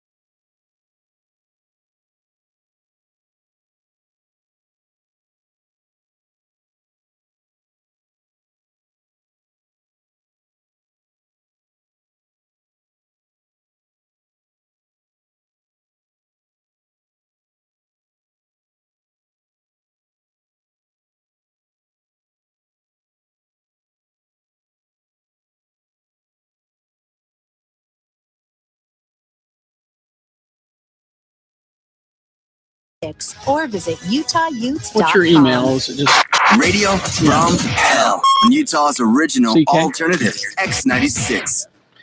all right? Let's see. It's 8:18 right now. I got breaking news. I managed to consume that entire s'more donut. Gone already? Mm-hmm. My God. Yep. It was like 90 seconds. I know. Oh, and somebody texted in 33986. Just blew out my tire heading northbound I-15 just before a 5th East exit off to the left shoulder. Don't get out of your car. Call for help while you're there. That's dangerous. All right. It is 8:19, broadcasting live from Larry H. Miller Chevrolet, 5500 South State. We're here until 10 a.m. Just doing the show till 10 a.m., but all locations of the Rocky Mountain Chevy dealers will take your donations to the road home all this season up until, we got plenty of days to worry about that. Yeah, it's something we came up with because we always do our road home broadcast, and we would hear from people every year that said, I just can't make it down to your broadcast, but I want to donate. So we're trying to make it easier for you. Rocky Mountain Chevy Dealers is helping. Somebody coming in right now, some giant bags of donations. Thank you very much. Please bring in warm stuff, coats, blankets, gloves. Just a package and we're helping people. Let's see. Okay, so 8:20, time for round one of your boner voting. 3 news stories that are examples of bad, stupid, or funny human behavior. You'll decide with your vote. Of these 3 candidates, which one is the worst? Which one deserves to go forward to boner fight and possibly become boner of the day? If it wins here, it's the winner of round 2. Ain't boner of the day yet. Going to have to defeat the winner of round 1. We did that voting an hour ago. So we'll throw them both those candidates at the end of the round 2, both of the candidates into boner fight at 9:20. An hour from now, that's when boner fight happens and you decide boner of the day. So 2 candidates now, a third after the news. And once you've heard all 3, then you'll vote. And one of you lucky random boner voters will receive. I can't buy it, gotta win it radio from her automotive repair. 33rd South, 3rd East. Here's boner candidate 1. You know, it is possible to take political correctness or what you believe to be political correctness a little bit too far. All right. The Dorchester Historical Society has apologized for an invite that backfired. Now, I don't think they really had to apologize, but the invitation for their annual holiday open house was titled, We're Dreaming of a White Dorchester. They say that they were just making a play on the words for the song White Christmas. Sure, that's They did not mean to imply that others would be left out. We are truly sorry about our graphic used for this event. This was an unfortunate oversight on our part, and the event photograph has been removed from our social media. We are simply changing the words to the classic Christmas carol. That's all we were doing. We did not think it through properly, the society tweeted. Thank you for alerting us to this matter. We certainly do not want to project that message, even if it completely was accidental. Thank you. Again, thank you. The title of the online invitation now simply says, May your Dorchester days be merry and bright. Okay, that's better. Boston Mayor. I'm sure they didn't mean anything by it. Guess this is Dorchester in the Boston area, so not England. But I like the accent anyway. They certainly didn't mean anything vicious or racist. There's even a snow globe on the invitation with little bits of snow in the snow globe. They certainly didn't mean anything mean or vicious or racist about it. I mean, really bad. I saw it last night. They do good work there. They're nonprofit. It doesn't have a lot of money. I'm dreaming of a white Christmas. Well, but it's a city. It's, when you say white Christmas, everybody knows you're talking about snow. Yeah. Yes. But when White you say city. white city, yeah, I can see they maybe. could have said we're dreaming of a white Christmas in Dorchester. In Dorchester. That's what that would be the way to do it. But there's a snow globe. Well, with little bits of snow falling down on the invitation. It was. All right. It is possible to take political correctness a little too far, I think. Boner candidate number 1. All right. Here's boner candidate number 2. The dreaded Inchworm Bandits. This is really funny when you see it, but it's it's not entirely visual. A group of thieves that have been dubbed the Inchworm Bandits for their bizarre MO stole hundreds of dollars from a Texas restaurant on Sunday. The three burglars broke into Piggy's Kitchen and Bar in Houston after hours, and they crawled along the floor in what appears to be an attempt to avoid the cameras. The three hooded bandits, they're all in white. Okay. They made their way through the dining room and behind the bar, not standing up at all, but inching on the floor on their stomachs like worms, one after the other, like snakes. Were they trying to not set off a motion sensor? There are no motion sensors. Apparently, they were just trying to avoid being seen by the cameras, which you cover your face is what you do. But they're inching along like snakes along the floor. The staff has taken to calling them the Inchworm Bandits. They're inchworming their way across the dining room floor all the way to the kitchen. The thieves made off with $450 tip money from the servers who worked over the weekend. They also caused an estimated $2,000 worth of damage. This is the third time Piggy's has been broken into. The last time the thieves used a sledgehammer and a crowbar to get inside and stole about 5 bottles of tequila. Police are investigating the latest robbery to see if the burglars are the same as the ones who committed similar crime at Mr. Gatta's Pizza last week. Boner candidate number 2, the dreaded Inchworm Bandits. You know, you can't tell how tall they are. Well, yeah. That helps make it hard to find. Yeah. All right. Coming up in a moment, boner candidate number 2, or 3, I mean. What have I told you about my baked potatoes? All right. Boner candidate number 3 for round 2. Coming up after this, big boy news and opinioendo brought to you by. Go to Hale, Scott Hale Plumbing, Heating, and Air for a $49 furnace tune-up, which includes a 19-point safety inspection. Scott Hale, amazingly different, surprisingly better. ScottHale.com. You. See what? O.J. Simpson's former manager, Norman Pardo. Documentary about and says Jay did it alone. Okay. Pardo, who says he describes himself as a friend of OJ's, worked with OJ for nearly 20 years after his acquittal, has been developing the film for 4 years with a co-executive producer, Dylan Howard. The series will be pitched next week to a streaming service, like Netflix or.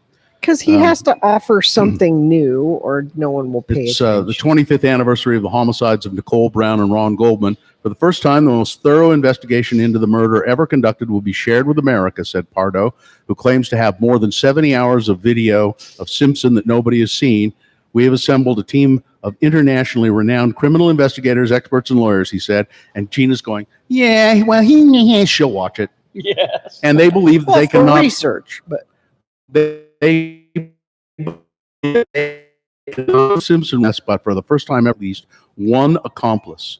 Howard is behind the Discovery ID crime series, An American Murder Mystery, and the Reels series, National Enquirer Investigates. All right. Knickers, the giant steer, has the internet saying, "Holy cow!" This radio show is so political. You must have seen it online yesterday because it was everywhere. It looks like a fake picture. Knickers, a 7-year-old steer who lives on a farm near Lake Preston in Australia, is a whopping 6 feet 4 inches tall. This makes this behemoth bovine 1.5 feet taller than other steers. He weighs twice as much. Although Knickers could be turned into about 4,000 hamburger patties, owner Jeff Pearson says he has no plans to lead Knickers to the slaughter. He's too big for the usual processing, Pearson says. We have a high turnover of cattle, and he was lucky enough to stay behind. Pearson told the BBC that Knickers' name was a result of guilt by association. When he was young, when we first got him, we had a Brahman steer, which was a friend of his, so his name was Bra. And so we had Bra and Knickers. You get it? Bra and Knickers? Yes, we get it. Pearson said. We never thought he would turn into Big Knickers. Get it? Get it? Big knickers. Knickers might have a case to be eventually declared Australia's biggest steer, but he's a relatively small fry compared to Bellino, a Chianian ox in Italy that stands 6 feet 7 inches tall. In size, he makes up for in sheer personality. How do you tell? No, popularity, excuse me. I was going to say. Based on the reaction from the internet. So the reason they're not going to process him is he's too big for the processing plant. He can't squeeze shoot. No, cut him up. Nah, we're going to let Knickers live a good life. You know. All right, whatever. A 16-year-old boy accused in the killing of a man at a Layton mobile home actually suffered a gunshot wound himself during the confrontation. Recently unsealed court documents reveal. Remember this case? They drove that guy to Idaho? Oh, right. Yeah. The investigation began September 27th after Anthony Child was shot at a trailer in Layton. But rather than go to a local hospital, he made his friends drive him to a hospital in Preston, Idaho, allegedly to hide the marijuana and psychedelic mushroom growing operation at the trailer in Layton. Well, Child died shortly after arriving at the hospital. Police say he'd been shot once in the back after a gunman fired 13 rounds from a rifle. Angel Christopher Abreu of Ogden was charged in 2nd District Court with aggravated murder and other charges. Later, 16-year-old Brandon Martin Hinojosa was charged as an adult with murder and aggravated robbery and other charges. Then another twist. Criminal charges were filed against 2 of Child's roommates for helping to arrange the attempted robbery. Kent Werner Content was seen on a surveillance video talking to the gunman outside the trailer, and Devin Allen Miller was charged with drug-related crimes. And now, in a new search warrant, it was revealed that Hinojosa got shot in the leg during the whole thing. So there were more injuries than had been previously thought. So there's more fallout from that crime. That's a crazy. Yeah, the whole thing was nutty. President Trump says he's too intelligent to believe in climate change. Too intelligent? Yeah. Oh, okay. Those scientists are dummies then, Lord. right? Yeah. He has asserted that he has very high levels of intelligence, and as such, he does not believe the scientific consensus surrounding climate change. In a sweeping interview with the Washington Post. I know climate change when I see it. You know, one of the problems that a lot of people like myself, we have very high levels of intelligence, but we're not necessarily such believers, he said. You look out at our air and our water, and it's right now record clean. And as to whether or not it's man-made or whether or not the effects you're talking about are there, I don't see it. Not nearly like it is. I like that Trevor Noah bit you played yesterday where he's like, okay, see, you're doing a paternity test. Well, you're the father. Well, I don't believe I'm the well, it says right here, you're the father. No, I don't. I feel I'm not the father. And you know, his stupid press secretary, Huckabee Sanders, you know, she should be arrested. Arrested? For what? For lying right along with him. Trump and his proxies, however, moved to downplay the conclusions of the science. It's not based on facts, she said. So all 300 of them are lying. Yeah, it's not data-driven, Huckabee Sanders said. We'd like to see something that is more data-driven. This is based on modeling, not data. Okay, but data is what's already happened. A model is what you take that data and say, and you make a model. So you can't have data on something that hasn't happened yet. So it is data driven. She's just lying. Yeah. Interior Secretary Ryan Zinke also moved. They were the worst. So all 300 of those scientists are lying. Authors of the report have taken to Twitter to defend its predictions.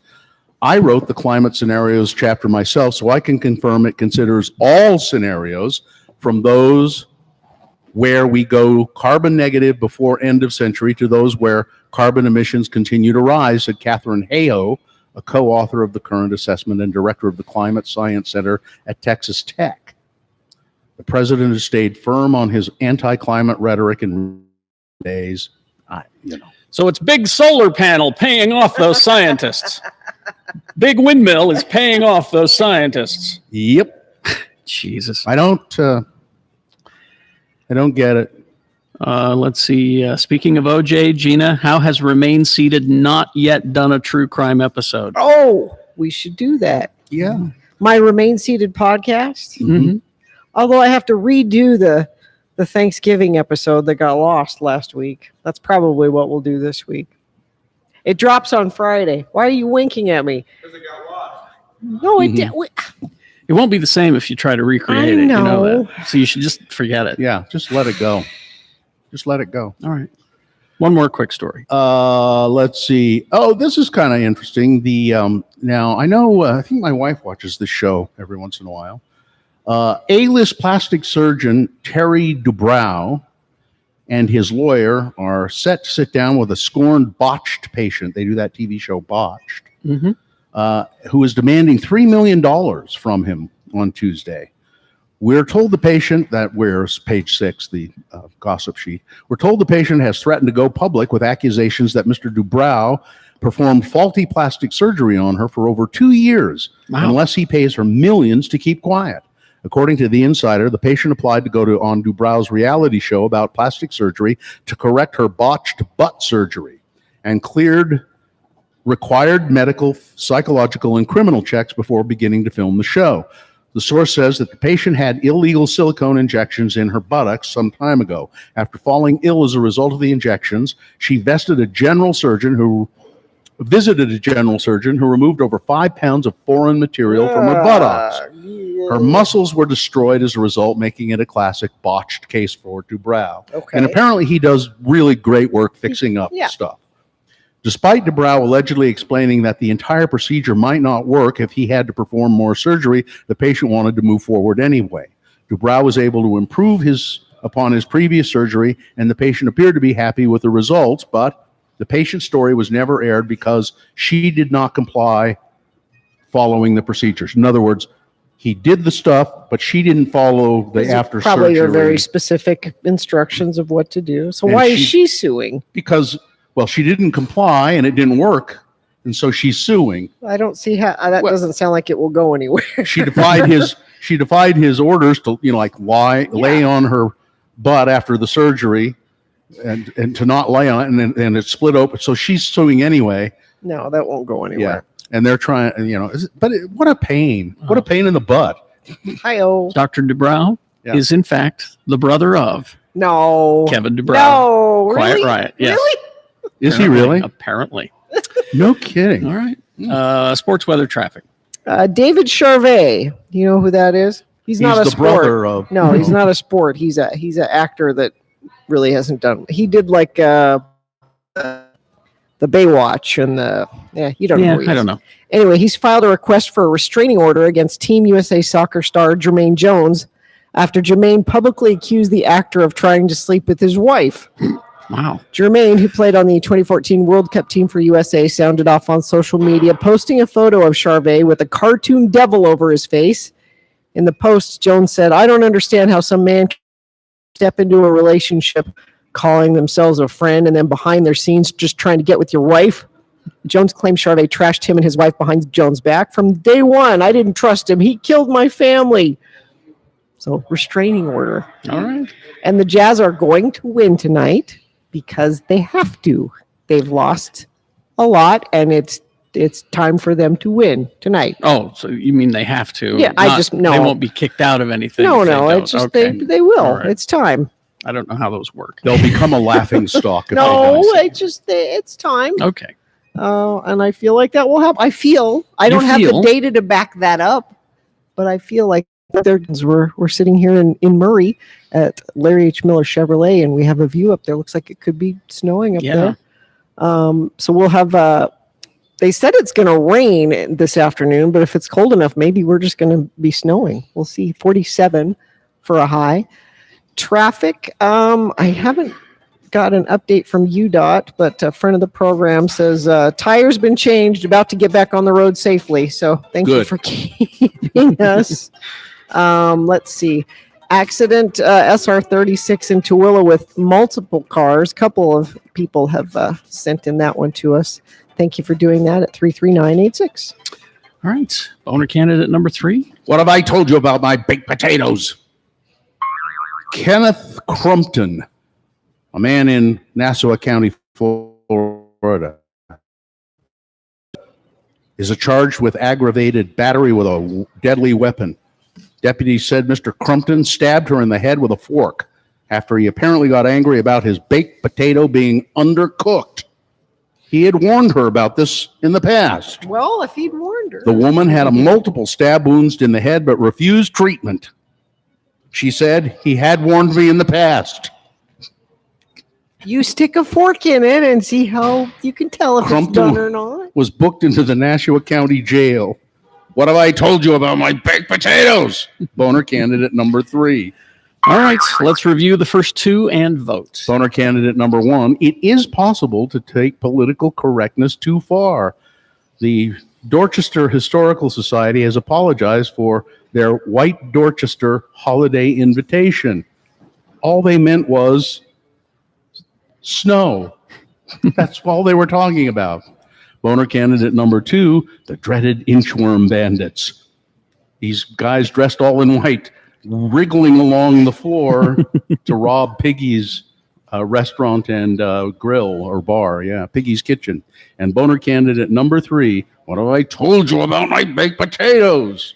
All right, you've got to decide which of these 3 candidates is the worst, most deserving to go forward to Boner Fight and possibly become Boner of the Day. See if it wins here. It's just the winner of round 1. It's not Boner of the Day yet. It has to defeat the winner of round 1's voting. All right? So we'll throw both of the winners into Boner Fight at 9:20. That's when Boner of the Day will be decided by you.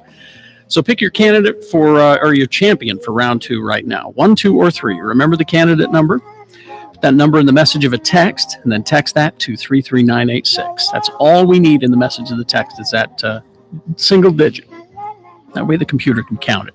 You can call 877-602-9696, or you can go online to x96.com, look for the box that says Boner Voting November 28, and vote there. But you've only got during this message to do it. Also coming up after we award the Boner, things that must go.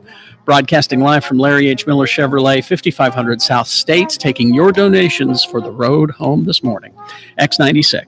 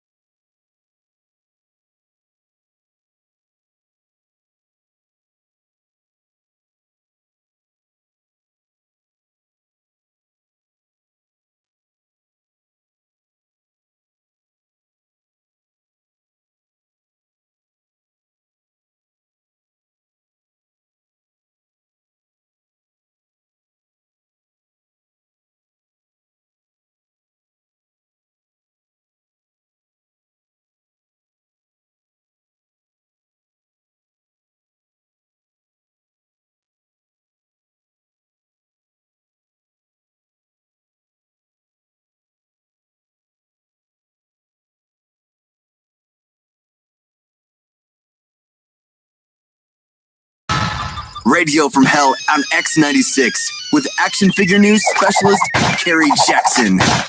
All right, we got things that must go coming up in a moment. Stand by for that.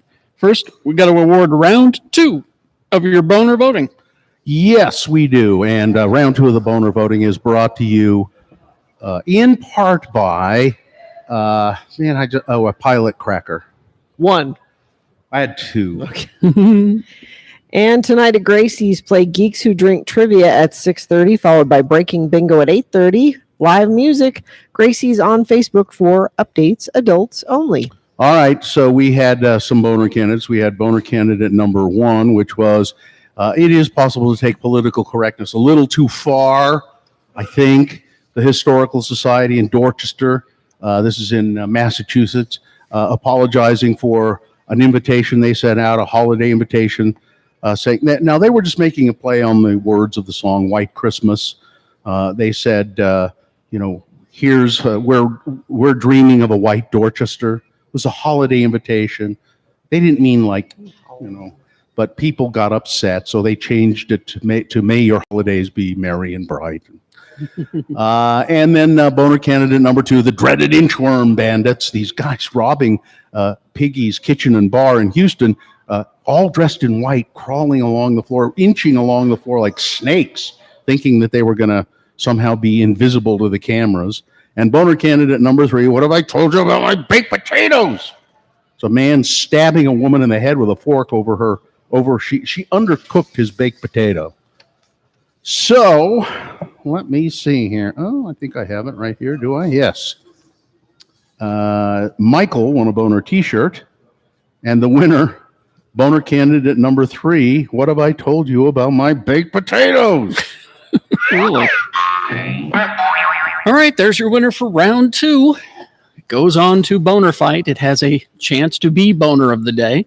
It'll go up against the winner of round 1's voting. We'll throw them both into the Dome at 9:20. That's when Boner Fight happens, and you choose Boner of the Day. All right. Let's see. We got things that must go. Yeah, we'll just say they're brought to you by Larry H. Miller Chevrolet in Murray, which is where we are right now for the road to the road home. It's been a little light today with donations. Little. Well, the first one is always a little slow because people are just getting aware of it. Yeah. We had some technical problems, and that kind of threw a little wrench in it, too. But next week, we're in Layton, so be ready. But you don't have to come to this location to donate just because we're here. You can donate anytime if this is a convenient location for you. It's centrally located in the valley, so it's easy to get to. 5500 South State. Bring your donations to Larry H. Miller Chevrolet. Throw them in the back of the big red truck. Warm stuff, blankets, sleeping bags, hats, gloves, coats for all ages of people are needed. All right. And we're here till 10. Yes. Things that must go. Go. Things that must go on the radio. Things that must go on the radio. From Hell Show. These are things that are bugging you, friends of the program. You send them to us, radiofromhell@x96.com. You put must go on the subject line, and then if we read them, then maybe it'll be a bomb.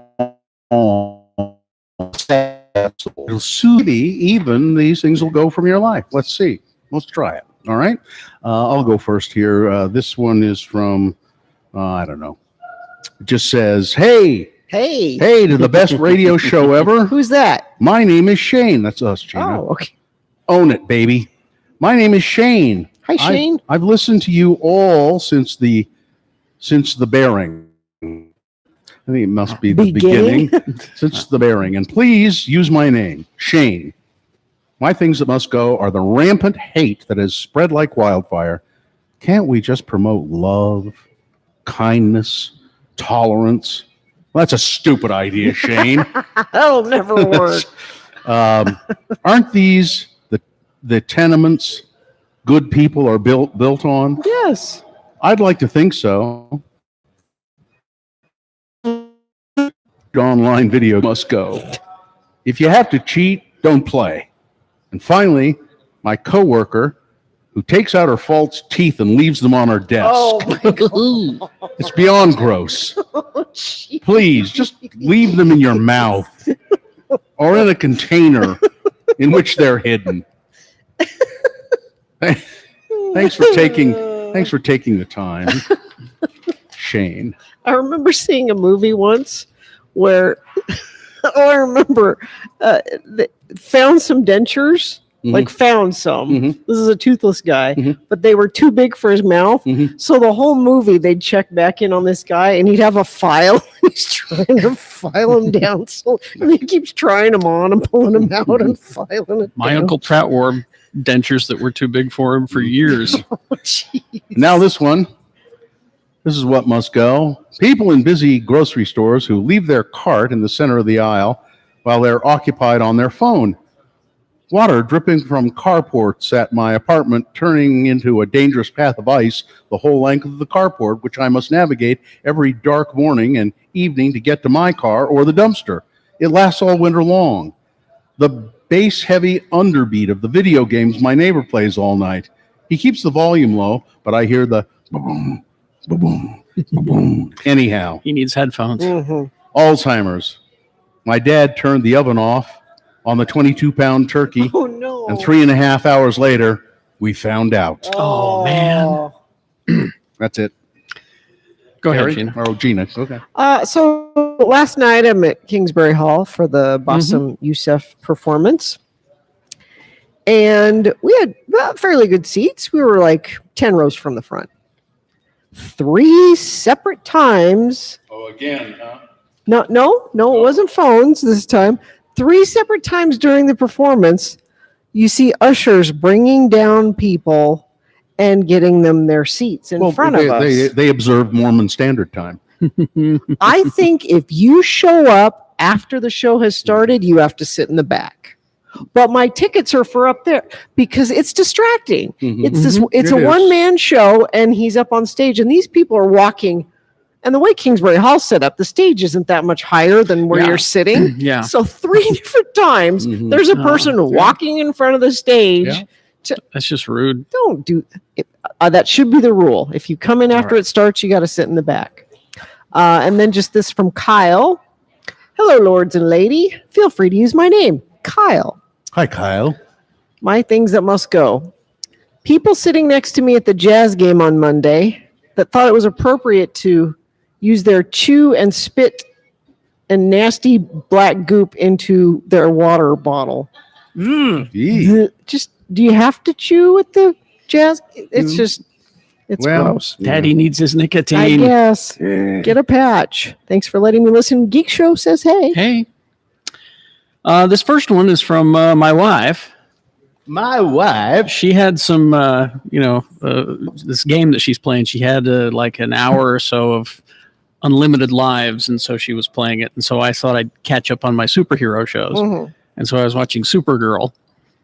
And there was an awful lot of action scenes in this one, and Supergirl kept getting hair in her face. And so then I woke up to this email. Women superheroes that don't wear their hair back in a braid or a ponytail. Yes. Real women have to contain their hair to get S done. Going to the gym, pull your hair back. Yes. Doing yard work, pull your hair back. Doing dishes, pull your hair back. Telling your mansplaining coworker how he's wrong, pull your hair back. Nothing says let's get this S done, and I'm not playing around, than pulling your hair back. Amen. I have long hair, and I pull my hair back when I'm doing stuff. I would just point out to Sue that Supergirl can see through things, so we'll exempt her. But all the other...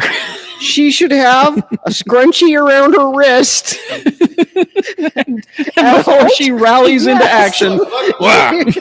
Yes, like Bill does. There you go. That should be part of her business. Okay. It just takes a second. And finally this from Please Don't Use My Name. So I'm drunk while writing this. I'm new to alcohol, but loving it nonetheless, and hope you guys will respect my decision to get drunk. First and foremost, pelicans must go. What? What the hell are they thinking? Garbage disposals. Second, do you like? I'm a poor man from a poor family. Vodka's easy for me to drink, so I need you to recommend a vodka that's delicious, yet won't break a budget. What would you suggest? Bill and Gina get in on this too.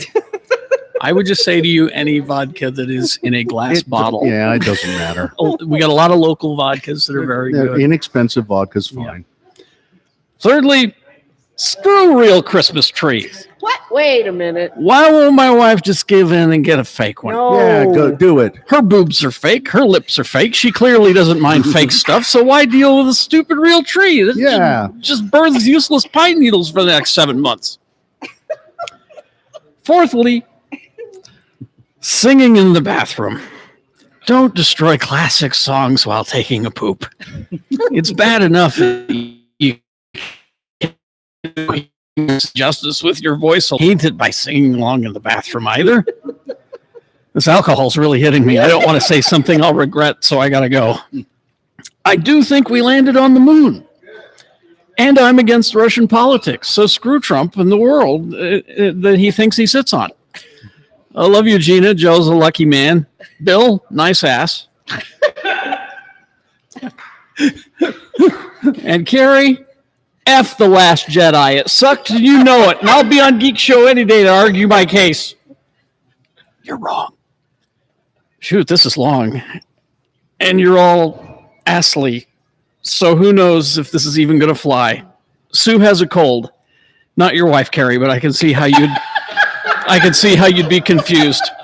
Godspeed, you giants of the industry. I'm forever in your debt. Bring on the pizza pockets. That's it. Things that must go. That may be the best submission ever. Right. Alcohol will really do things to people, won't it? Things that must go. Wow. Things that must go on the radio. All right, traffic. Friends of the program saying there's a crash, SR-138 and SR-36 intersection. It is big. Now you'll get Diamonds Direct's direct value price plus an extra 20% savings. That's 20% off all diamonds, designer fashion jewelry, earrings, pendants, bracelets, all bands, colored gemstone jewelry, plus thousands of engagement rings on sale. They're breaking all the rules for this one. It's big. Over a dozen top jewelry have come in, their entire collections on display, the best selection of the year, incredible financing options to make it easy on your budget. The staff's ready for this, the biggest sale of the year, and this is the last one of the year, I believe. It all adds up to the absolute best jewelry buying opportunity of 2018. Now you've had a good year, so celebrate, go over the top and buy now and have them hold it till Christmas at Diamonds Direct. The biggest sale of the year this Friday, Saturday, and Sunday. It's an amazing sale. 6400 South, Diamonds Direct, right across from the Fashion Place Mall. X96. Radio from Hell has a new podcast. It's the Radio from Hell Best of Podcast.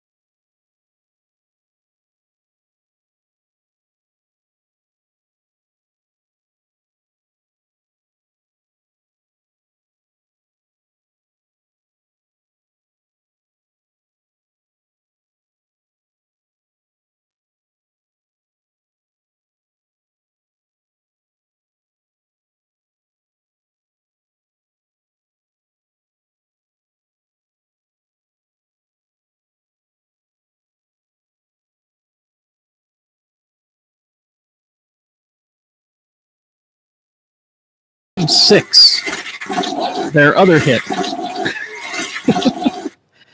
And we played that because it's time for... I don't think town. Oh, it's falling my cry. No, it's Heart in the blender. But Oh, yeah. let it go. Anyway, all right, it's a Corey's concert community calendar. Lay it on us, baby. All right. And the 90s will never leave until the Zephyr's gone. We know that. As long as that building across the street is standing, the 90s will be here. It's brought to you today by Live Nation, and a little more on that later. Tonight, you've got Pale Waves In the Venue. Now, they're also touring with the 1975, so if you miss them tonight at In the Venue, I think you can catch them in April when they return to Salt Lake. Self-titled album. Should be a pretty good show. Friday night, you've got Metallica at Vivint Smart Home Arena. Their Wired,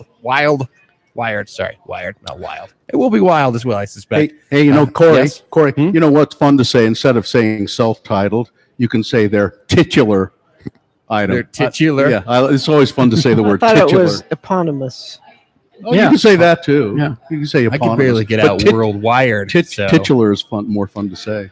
All right. Well, maybe before the end, I'll have a chance to use that. Okay. Whitney Cummings will be she'll be at Wise Guys downtown Thursday through Saturday doing shows. So lots of chances to catch Whitney Cummings. She's very funny. She's fantastic. She helped in the Roseanne revival. Yeah. I mean, that didn't end up that great at the end, but she was there at the beginning and it did very well. And a lot of other things, Comedy Central and whatnot. And Saturday, you've got the Utah Brew Fest at Impact Hub. They're going to have, of course, a whole bunch of breweries there, lectures, seminars, kind of educating you on the process of how, beer is made. And I'll have some beer pong, too, and cigars if you're into that. Monday, Prop 2 support rally at the Utah State Capitol. I guess if you're just angry about how that's going down, you can go up and voice your opinion with many other like-minded people. And that's what's going on this week. Kind of short and sweet. Okay, that's it. Well, thank you. That's it. Well, All right. so It's brought to you. You could still text the word event to 33986. Correct. Yep. You get And all we'll that? send that to you. Yeah, every Wednesday. And it was brought to you by Live Nation and Lil Steven and the Disciple of Souls, which is Steven Van Zandt, who you know from Bruce Springsteen and, of course, The Sopranos. Yeah. He'll be at the Depot on Saturday night. Really? Yeah. That'd be interesting. Yeah. All right. And that's a Saturday night, Carrie. You can go. I could go. Well, thank you, Corey. Yep. All right. Thanks, guys. Corey's concert community calendar we do every Wednesday here on the radio program. Let's see. Okay, we got 5500 South State, Larry H. Miller Chevy. That's where we're at right now. Now, we're only here until 10. Unless you're hearing this on Thursday morning. Oh. We're not here because I know that no one will edit this part out. Maybe I'll come back. Maybe I'll come here on Thursday for the replay. So if you're listening to this on Thursday morning, we're not there. But you can make your donations at any Rocky Mountain Chevy dealer at your convenience. You don't have to wait for us to be there. We like seeing you, but you don't have to wait for us to be at a location near you. Although we're coming to Layton next week, just so you know. And all of the locations of Rocky Mountain Chevy dealers are going to accept your donations up until really close to Christmas. Just trying to make it easier for you to donate to the Road Home. We, of course, will still be doing our annual broadcast from the Road Home Shelter. Yes, it's still open. Yes, it's still downtown. And yes, they still need a lot of stuff. Yes. A lot of stuff for kids, and they need warm hats and gloves and coats. And somebody was asking about coats. They say, do they have to be new coats? No. I mean, make sure they're in good repair. But if you have a coat that's not worn out that you're not wearing anymore, please donate it. There's someone that can use it. Yeah. And also new unwrapped toys for kids for Christmas. It's very important. They need whatever you think, whatever you need at Christmas time, they need at Christmas time. Plus the essentials like, shampoo and toilet paper and things like that. So feminine hygiene product. You guys never like to talk about the feminine hygiene products. They need feminine hygiene. I'll talk about them all day. I'll talk about it all day. Because you know what? They're expensive. That's a really hard thing. Yes. All right. And you can go to x96.com and not only find a location for a Rocky Mountain Chevy dealer near you, but you can also find a link there to donate directly cash to the Road Home, which is something that they could really use more than that other stuff. Actually, they have a way to make the money go further than you can.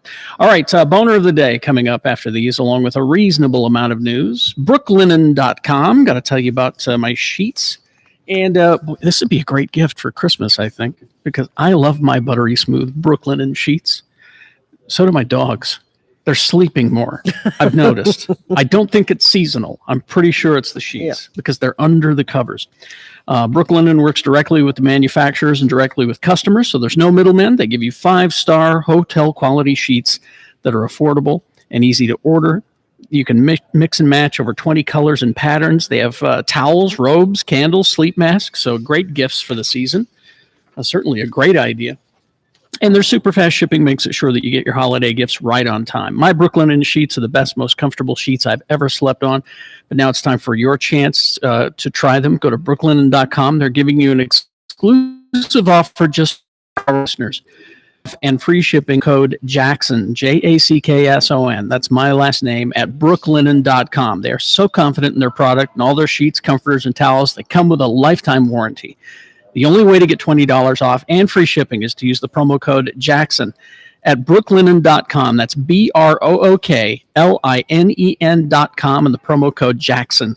These really are the best sheets ever. X96. The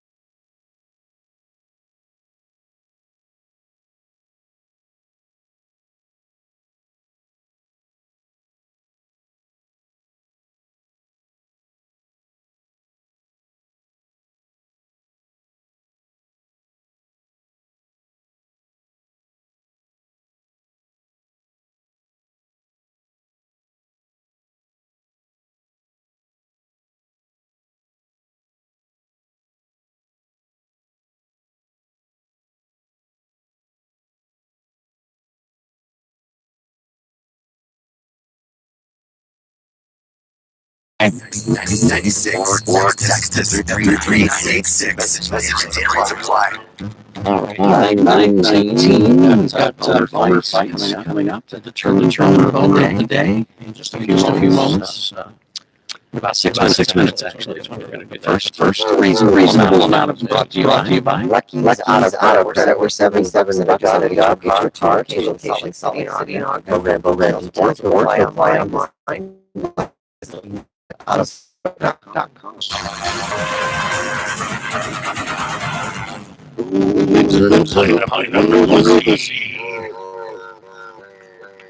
Will be made to rest pine under the sea. It's a good show. I watched quite a bit of SpongeBob SquarePants. Not because my kids were necessarily, but because I was high. No, it just it was entertaining. It's one I like watching with my kids. We're jokes. I stopped watching it because the tone was entirely too irritating. Is just irritating. I did like Squidward quite a bit.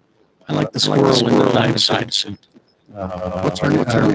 I don't know her name, but I just like the idea of the squirrel. Sandy.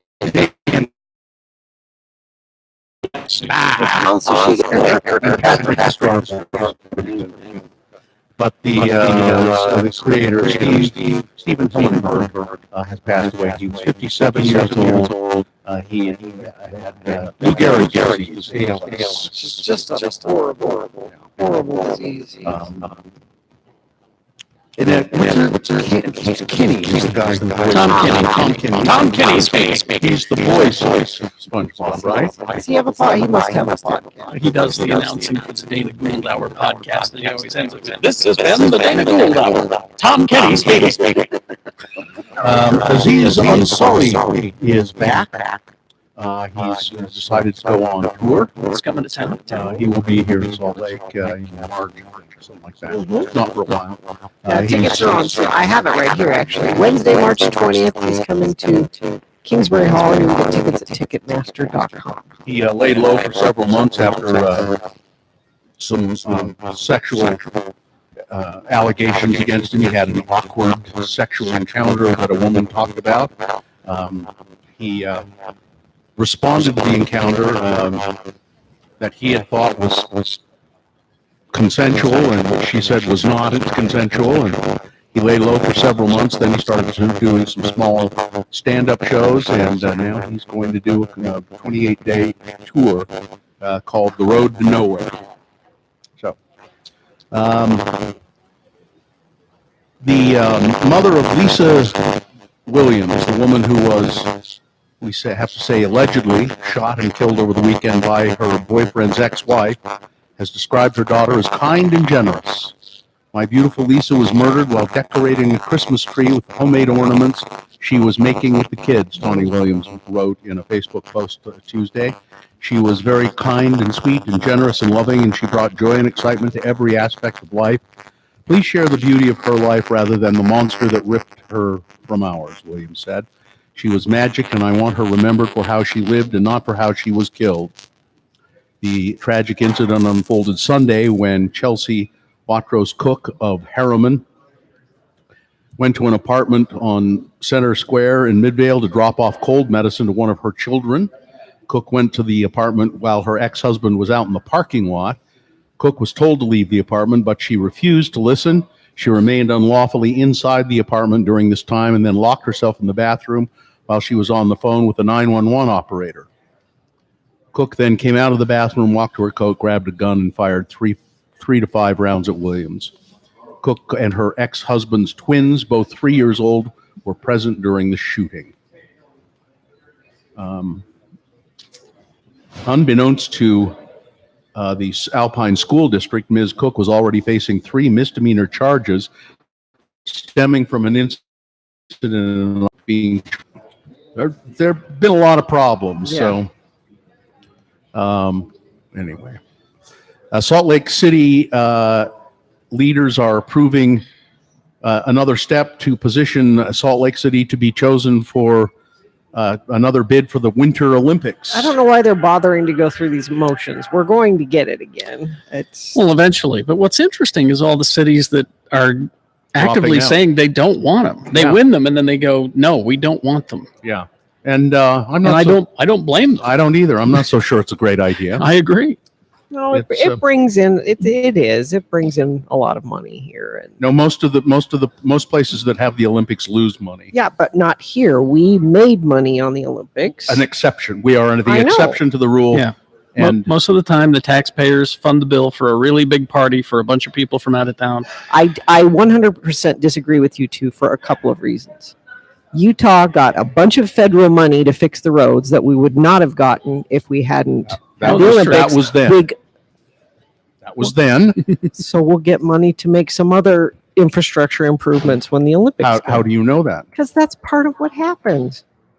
We got tracks built because the Olympics were coming, and they said we would not have tracks now if it weren't for the Olympics. Conditions were very different. 9/11 had just happened. Already wait. 9/11 happened shortly before. 9/11 had just happened, and Mitt Romney happened. No, you guys are 100% wrong on it. And Trump will never be president. Okay. You'll see then. There will be some major infrastructure that we get federal money to help with. We will. We'll see. I'm just not sure it's a great idea. I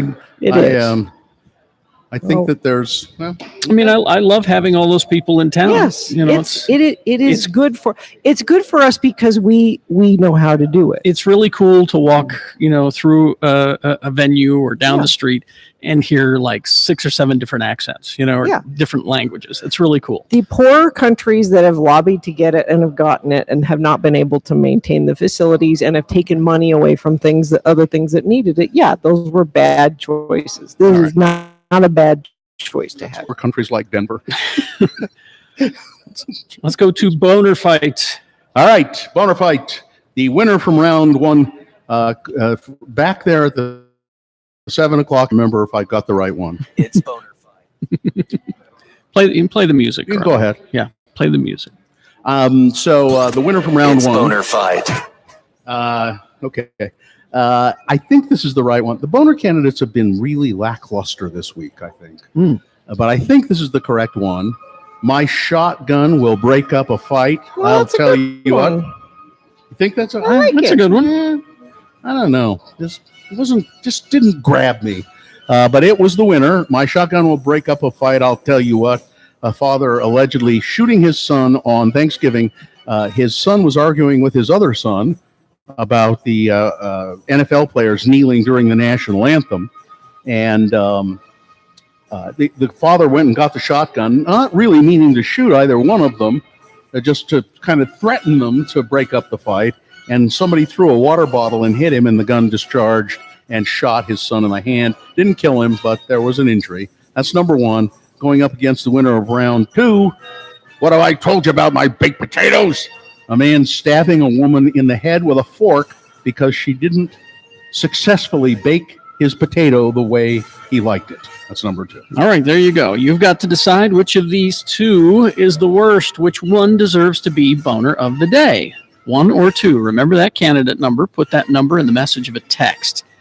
Then text that to 33986. Pretty easy. Be sure to leave. That's all we need in the message of the text is that single digit. That's how the computer counts it. So that's all we need. You can call 877-602-9696 or go to x96.com and look for the box that says a boner fight November 28 and vote there. If you don't see that box, refresh. It should appear. But you only have until the end of these messages to do it. Let's go. This is Boner of the Day, X96.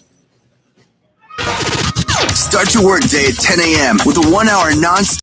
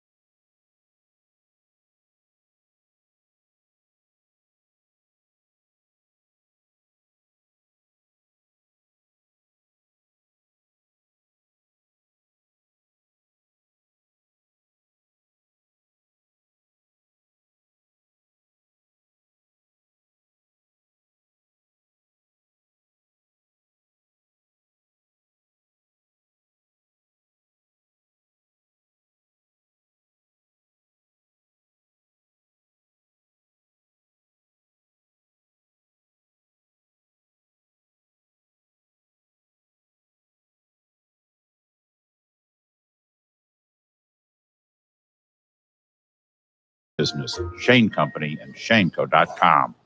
Radio from Hell on X96. Follow us on Twitter at Radio from Hell. All right, 9:33. Time to award Boner of the Day. And the Boner of the Day is brought to you in part by a few meager crackers and a bottle of Topo Chico. It's brought to you totally by, it's also brought to you by Larry H. Miller Chevrolet in Murray and the Rocky Mountain Chevy dealers for helping us with the road to the road home. You know, we've come through, I think that truck has started to get almost filled up. Oh, good. Yeah, so we had Boner Canada number 1. My shotgun will break up a fight. I'll tell you what. A father shot his son on Thanksgiving after an argument over NFL players kneeling during the national anthem. His boys are fighting in an argument over that. And so he goes to get the shotgun, not with the intention of shooting either one of them, but just threatening to shoot them. You know, his boomstick. Went and got his boomstick. And a water bottle gets thrown, striking the father. The shotgun goes off accidentally, and one of the boys gets shot in the hand. Going up against the winner from round 2, which is, what have I told you? What have I told you about my baked potatoes? They must not be undercooked. And so he stabbed her in the head These with are a fork. perfectly good boners. I don't know You why you're think? selling them short. I like these boners. You do? They're kind of classic. I don't know. Maybe I've just gotten used to the bizarre and the unusual. Yeah. Well, it has been a good year. It has been. Let's see here. Well, you know, there was some pretty good voting. Yeah. And the winner by 10 votes. Sorry, sir, you didn't get to break the tie. He voted for number 2. And you, sir, you were with the majority. Your candidate won. What have I told you about my baked potato? It wins Boner of the Day. All right, that's your Boner of the Day for November 28th, 2018. It is now qualifying to be Boner of the Week. And that'll happen on Friday at about this time. I have a list. Oh, people love lists. Why? Do they ever? I love them. Well, and this will be a helpful one. List lover. Because you're doing your holiday shopping now. I am? And I don't agree with this whole list. Why? But it's a list of the most boring Christmas gifts that you can give. Boring. Socks and underwear. I will read you the list. Perhaps those things are included. Well, of course they are. Number 1. Handkerchiefs. Candles. Yeah. Yeah, don't. No other gift truly says, I don't know what to get you, like a candle. And if you get me a candle, don't get a scented candle. Yeah. Unless it smells like a campfire. Then I'm okay with it. Or unless you've been to somebody's house and you see a candle, a scented candle that they already like, and you get them one of those. Yeah. But I'm going to give people candles that you can burn on both ends. I would think by now that we would have the technology to have a candle that smells like a campfire. Yeah, they do have such a thing. You know? They do. I want that. Lotion. Similar to the candle, the gift of lotion also seems incredibly impersonal, unless a specific request from the recipient. This is especially the case for holiday-themed lotions that will only be stuffed in the bottom of a bathroom door and forgotten until next spring when you don't want Christmas-scented lotion. Number 3 is a spa basket. You've seen them. They have them at Target where they're prepackaged in cellophane wrap. Yeah, there's a picture here. There's a loofah in it. Also, it seemed like it's an afterthought kind of. Yeah. And now I'm going to do the next part of the show for Gina. Ella Hugh, will you come in and loofah my stretch mark?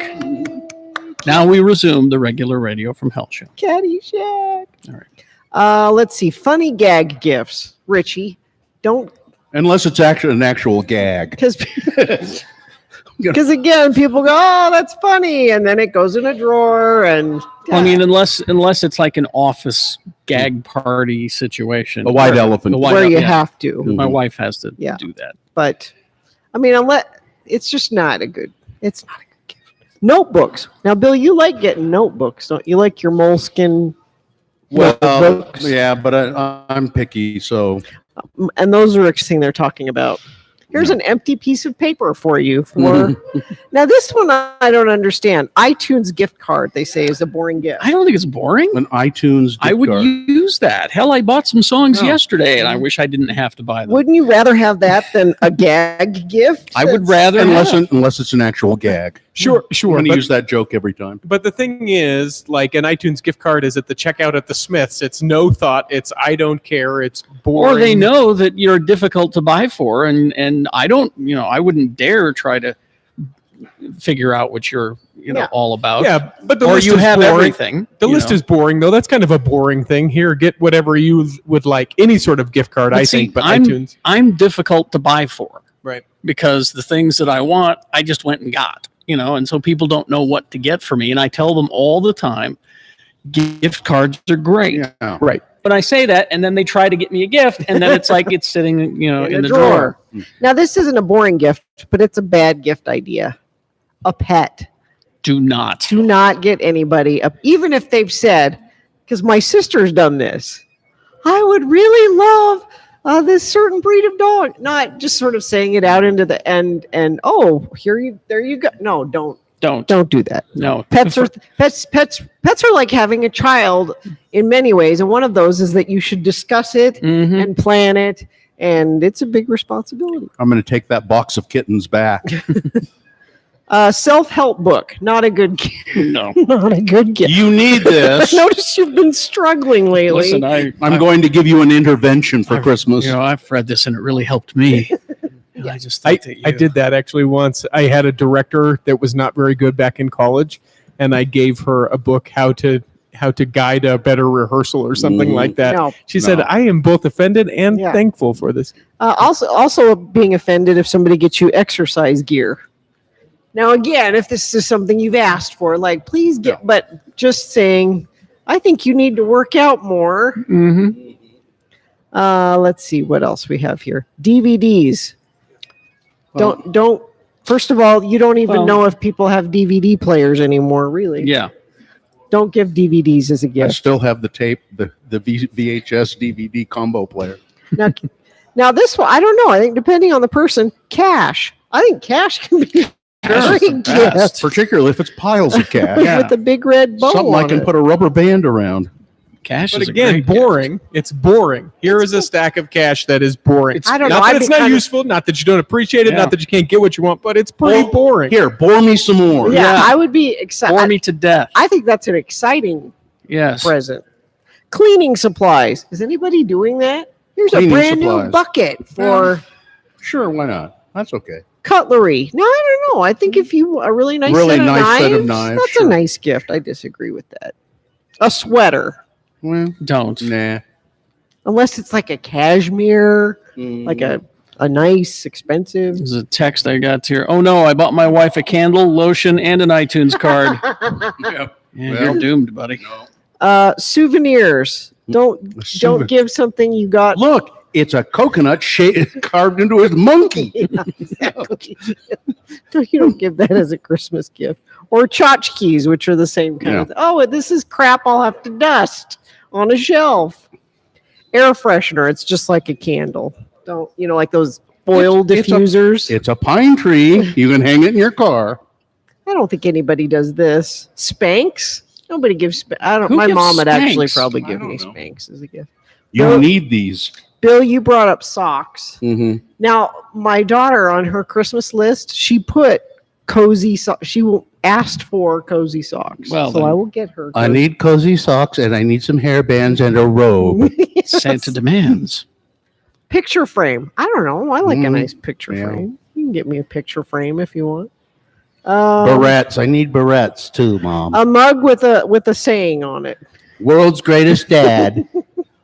Einstein. No mugs. Okay. All right. Well, is there more on the list? Because we can finish it after these. I'll bet No, there that's is. that's about it. Oh.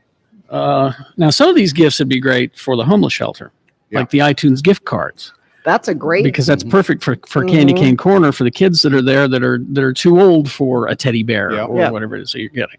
A lot of these socks they would appreciate Cash. very much. Cash. Yeah. here at Larry H. Miller Chevrolet, 5500 South State. We're here till 10, but they will take your donations up until Christmas. All the Rocky Mountain Chevy dealers will take your donations for the road home. Go to x96.com to find a location near you. And we need to tell you about what's going on downtown. Last hurrah on New Year's Eve celebration. Oh, yeah. It's time to start planning, yeah. December 31st at the Gateway. This thing was pretty popular last year, I understand. Last hurrah, slc.com is where you can find out all about that. HURRAH is how you spell hurrah. Hoorah. And it's free, right? Salt Lake's, yeah. It's Salt Funnest New Year's Eve celebration. I think it's the most fun. It's the funnest, Gina. December 31st at the Gateway Plaza. Live music from Band of Annuals. DJs dancing, indoor pop-up bar, indoor game room for the kids. Beer, food trucks, fireworks, more. As Gina said, or asked by saying, right? Admission is free. New Year's Eve celebration at the Gateways. Last hurrah, powered by Strong Volkswagen and Coors Light. Details at lasthurrahslc.com. X96. The music starts when Radio from Hell ends. A 1-hour non-stop music wingding starts at 10 a.m. X96. Now at Smith's, you can earn 3 times the fuel points when you take home your favorite meat and seafood. Just clip your coupon from the weekly ad or download it from the app or at smithsfoodandrug.com. Then head into your neighborhood Smith's and select delicious cuts of meat and seafood, and you'll earn 3 times the fuel points. So get your coupon today and be sure to hurry. Limited time offer. Restrictions apply. See associate for details. Low prices, market fresh at Smith's. Link your weekend plans. When you head to Macy's Backstage, you could win up to $25 off your next purchase. It starts with finding deals you can't believe at Macy's Backstage. Off price, on trend, arriving daily. Make any $30 purchase and get a scratch-off card. Everyone wins $5, $10, or $25 off their next Backstage purchase. Monday, December 3rd through Sunday, December 16th. Go on, win the weekend. Saturday and Sunday. Details on card. For locations, visit Macy'sBackstage.com. This holiday season, give them a gift they'll never forget. Oh, I can't wait to see what it is. Oh, you got me Real Salt Lake season tickets? Oh my. Goal! It's a goal! This season, give Real Salt Lake season tickets, where your loved ones will get to see Albert Rusnak, Demir Krylak, Jefferson Savarino, and the rest of the RSL squad in action all season long. To get your season tickets, visit rsl.com or call 844-REAL-TICKS. We could tell you that every woman loves jewelry, but at Jared, we know you don't care about every woman. You're only devoted to the one you love. With more exclusive Levion pieces than any other jewelry store in the world, like the all-new Levion Links of Love collection, Jared is the place to find a gift as extraordinary as she is. From November 19th to December 2nd, save $100 off any Levion purchase. Get a promo code or find a store near you at jared.com and dare to be devoted. I like to think I'm a modern parent. I know what's best for my kids. Mom, is dinner ready? And even though I work, I find time to carpool and participate in PTA. Although I definitely need to sleep more. Mom, I smell something burning again. And more importantly, I keep track of their social media and set curfew. Lasagna! I know what's going on in my kids' lives. I know that Ashley's parents let her have unsupervised parties with alcohol present. Oh, and her BFF Madison gets alcohol from her older sister. They tell me if there's going to be alcohol because they know they shouldn't drink. Way too many parents think it's okay to let their kids try alcohol in the home. Not on my watch. Open a window! So although I might be Utah's worst cook, I feel like the best mom. My kids don't drink underage, so there's less for me to worry about. Parents are the #1 reason kids don't drink. Find out more at parentsempowered.org. Oh, that smells awful. What is that? It's the holiday sales event at Ford. It's a big deal, and we're busy making preparations to get you the best deals of the year. Because unlike Santa's presents, ours don't just magically appear. At Ford, ours are built in real factories, where pickup trucks come with best-in-class towing and payload, where SUVs are built with available features like terrain management and driver assist technologies, and where every bolt, stitch, and line of code is tested. and test it again. But you don't have to write Santa a letter to get these presents. Naughty or not, 60. Just come see your Ford dealer during our Why don't you- holiday why sales don't you write one event and for our text it to best offers of the year.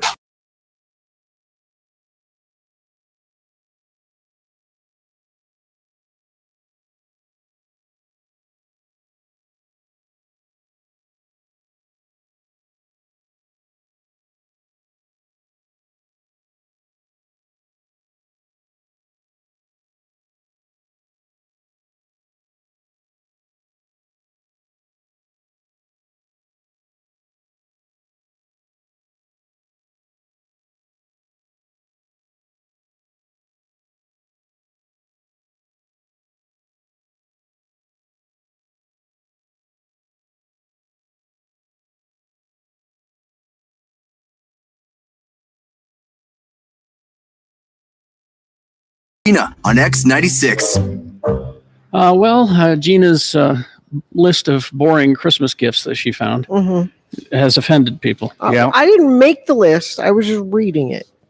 Well, I'm officially boring as hell. Thanks, guys. Oh no. Yeah, messages I'm getting to this effect here. Yeah. Now, like I said, if you want to give somebody a candle, give them a candle like I said, if you've noticed in their house, oh, I see they always have this type and this scent, then it shows you're paying attention and you know that's something they like. Same thing with lotion. Oh, I've noticed you enjoy this lotion. That's a different thing than just, standing at, Yeah, I did that once. I noticed had all these candles and said, yeah, thanks. That's what my husband gives me every year, and I hate them.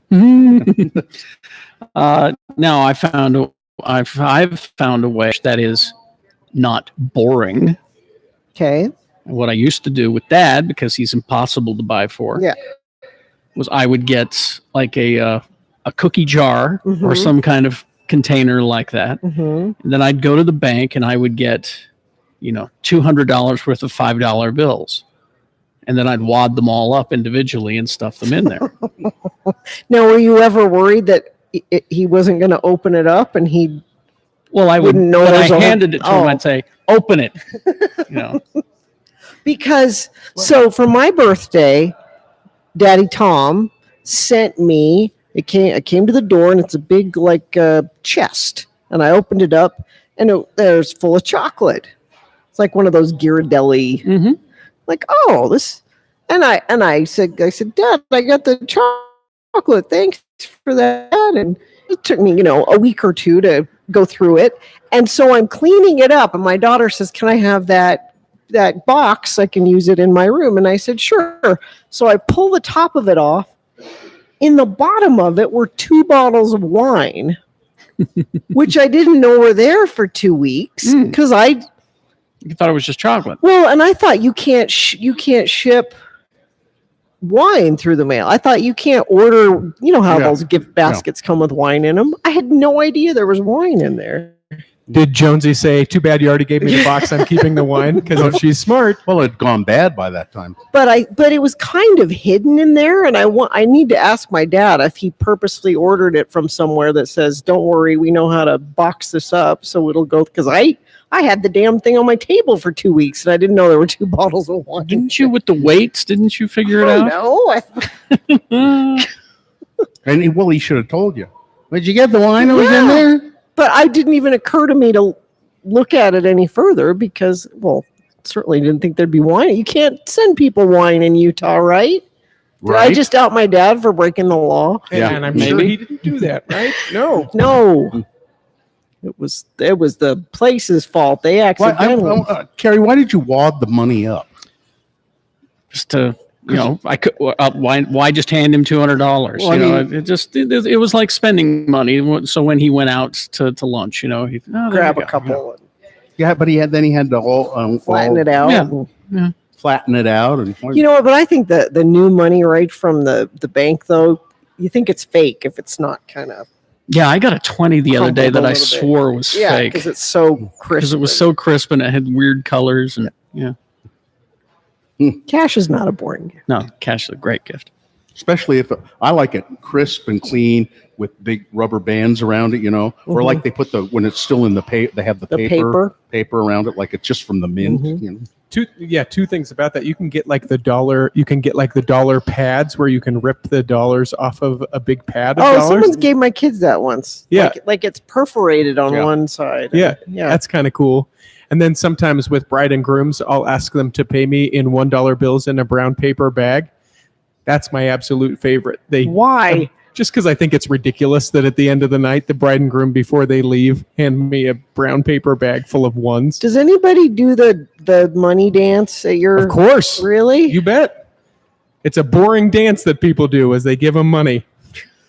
No, the other thing with the money dance, not that you wanted to go here necessarily, but I saw a couple of weeks ago someone had a square for their phone so you could charge it because no one had cash. They were smart because no one carries cash anymore to do the money dance.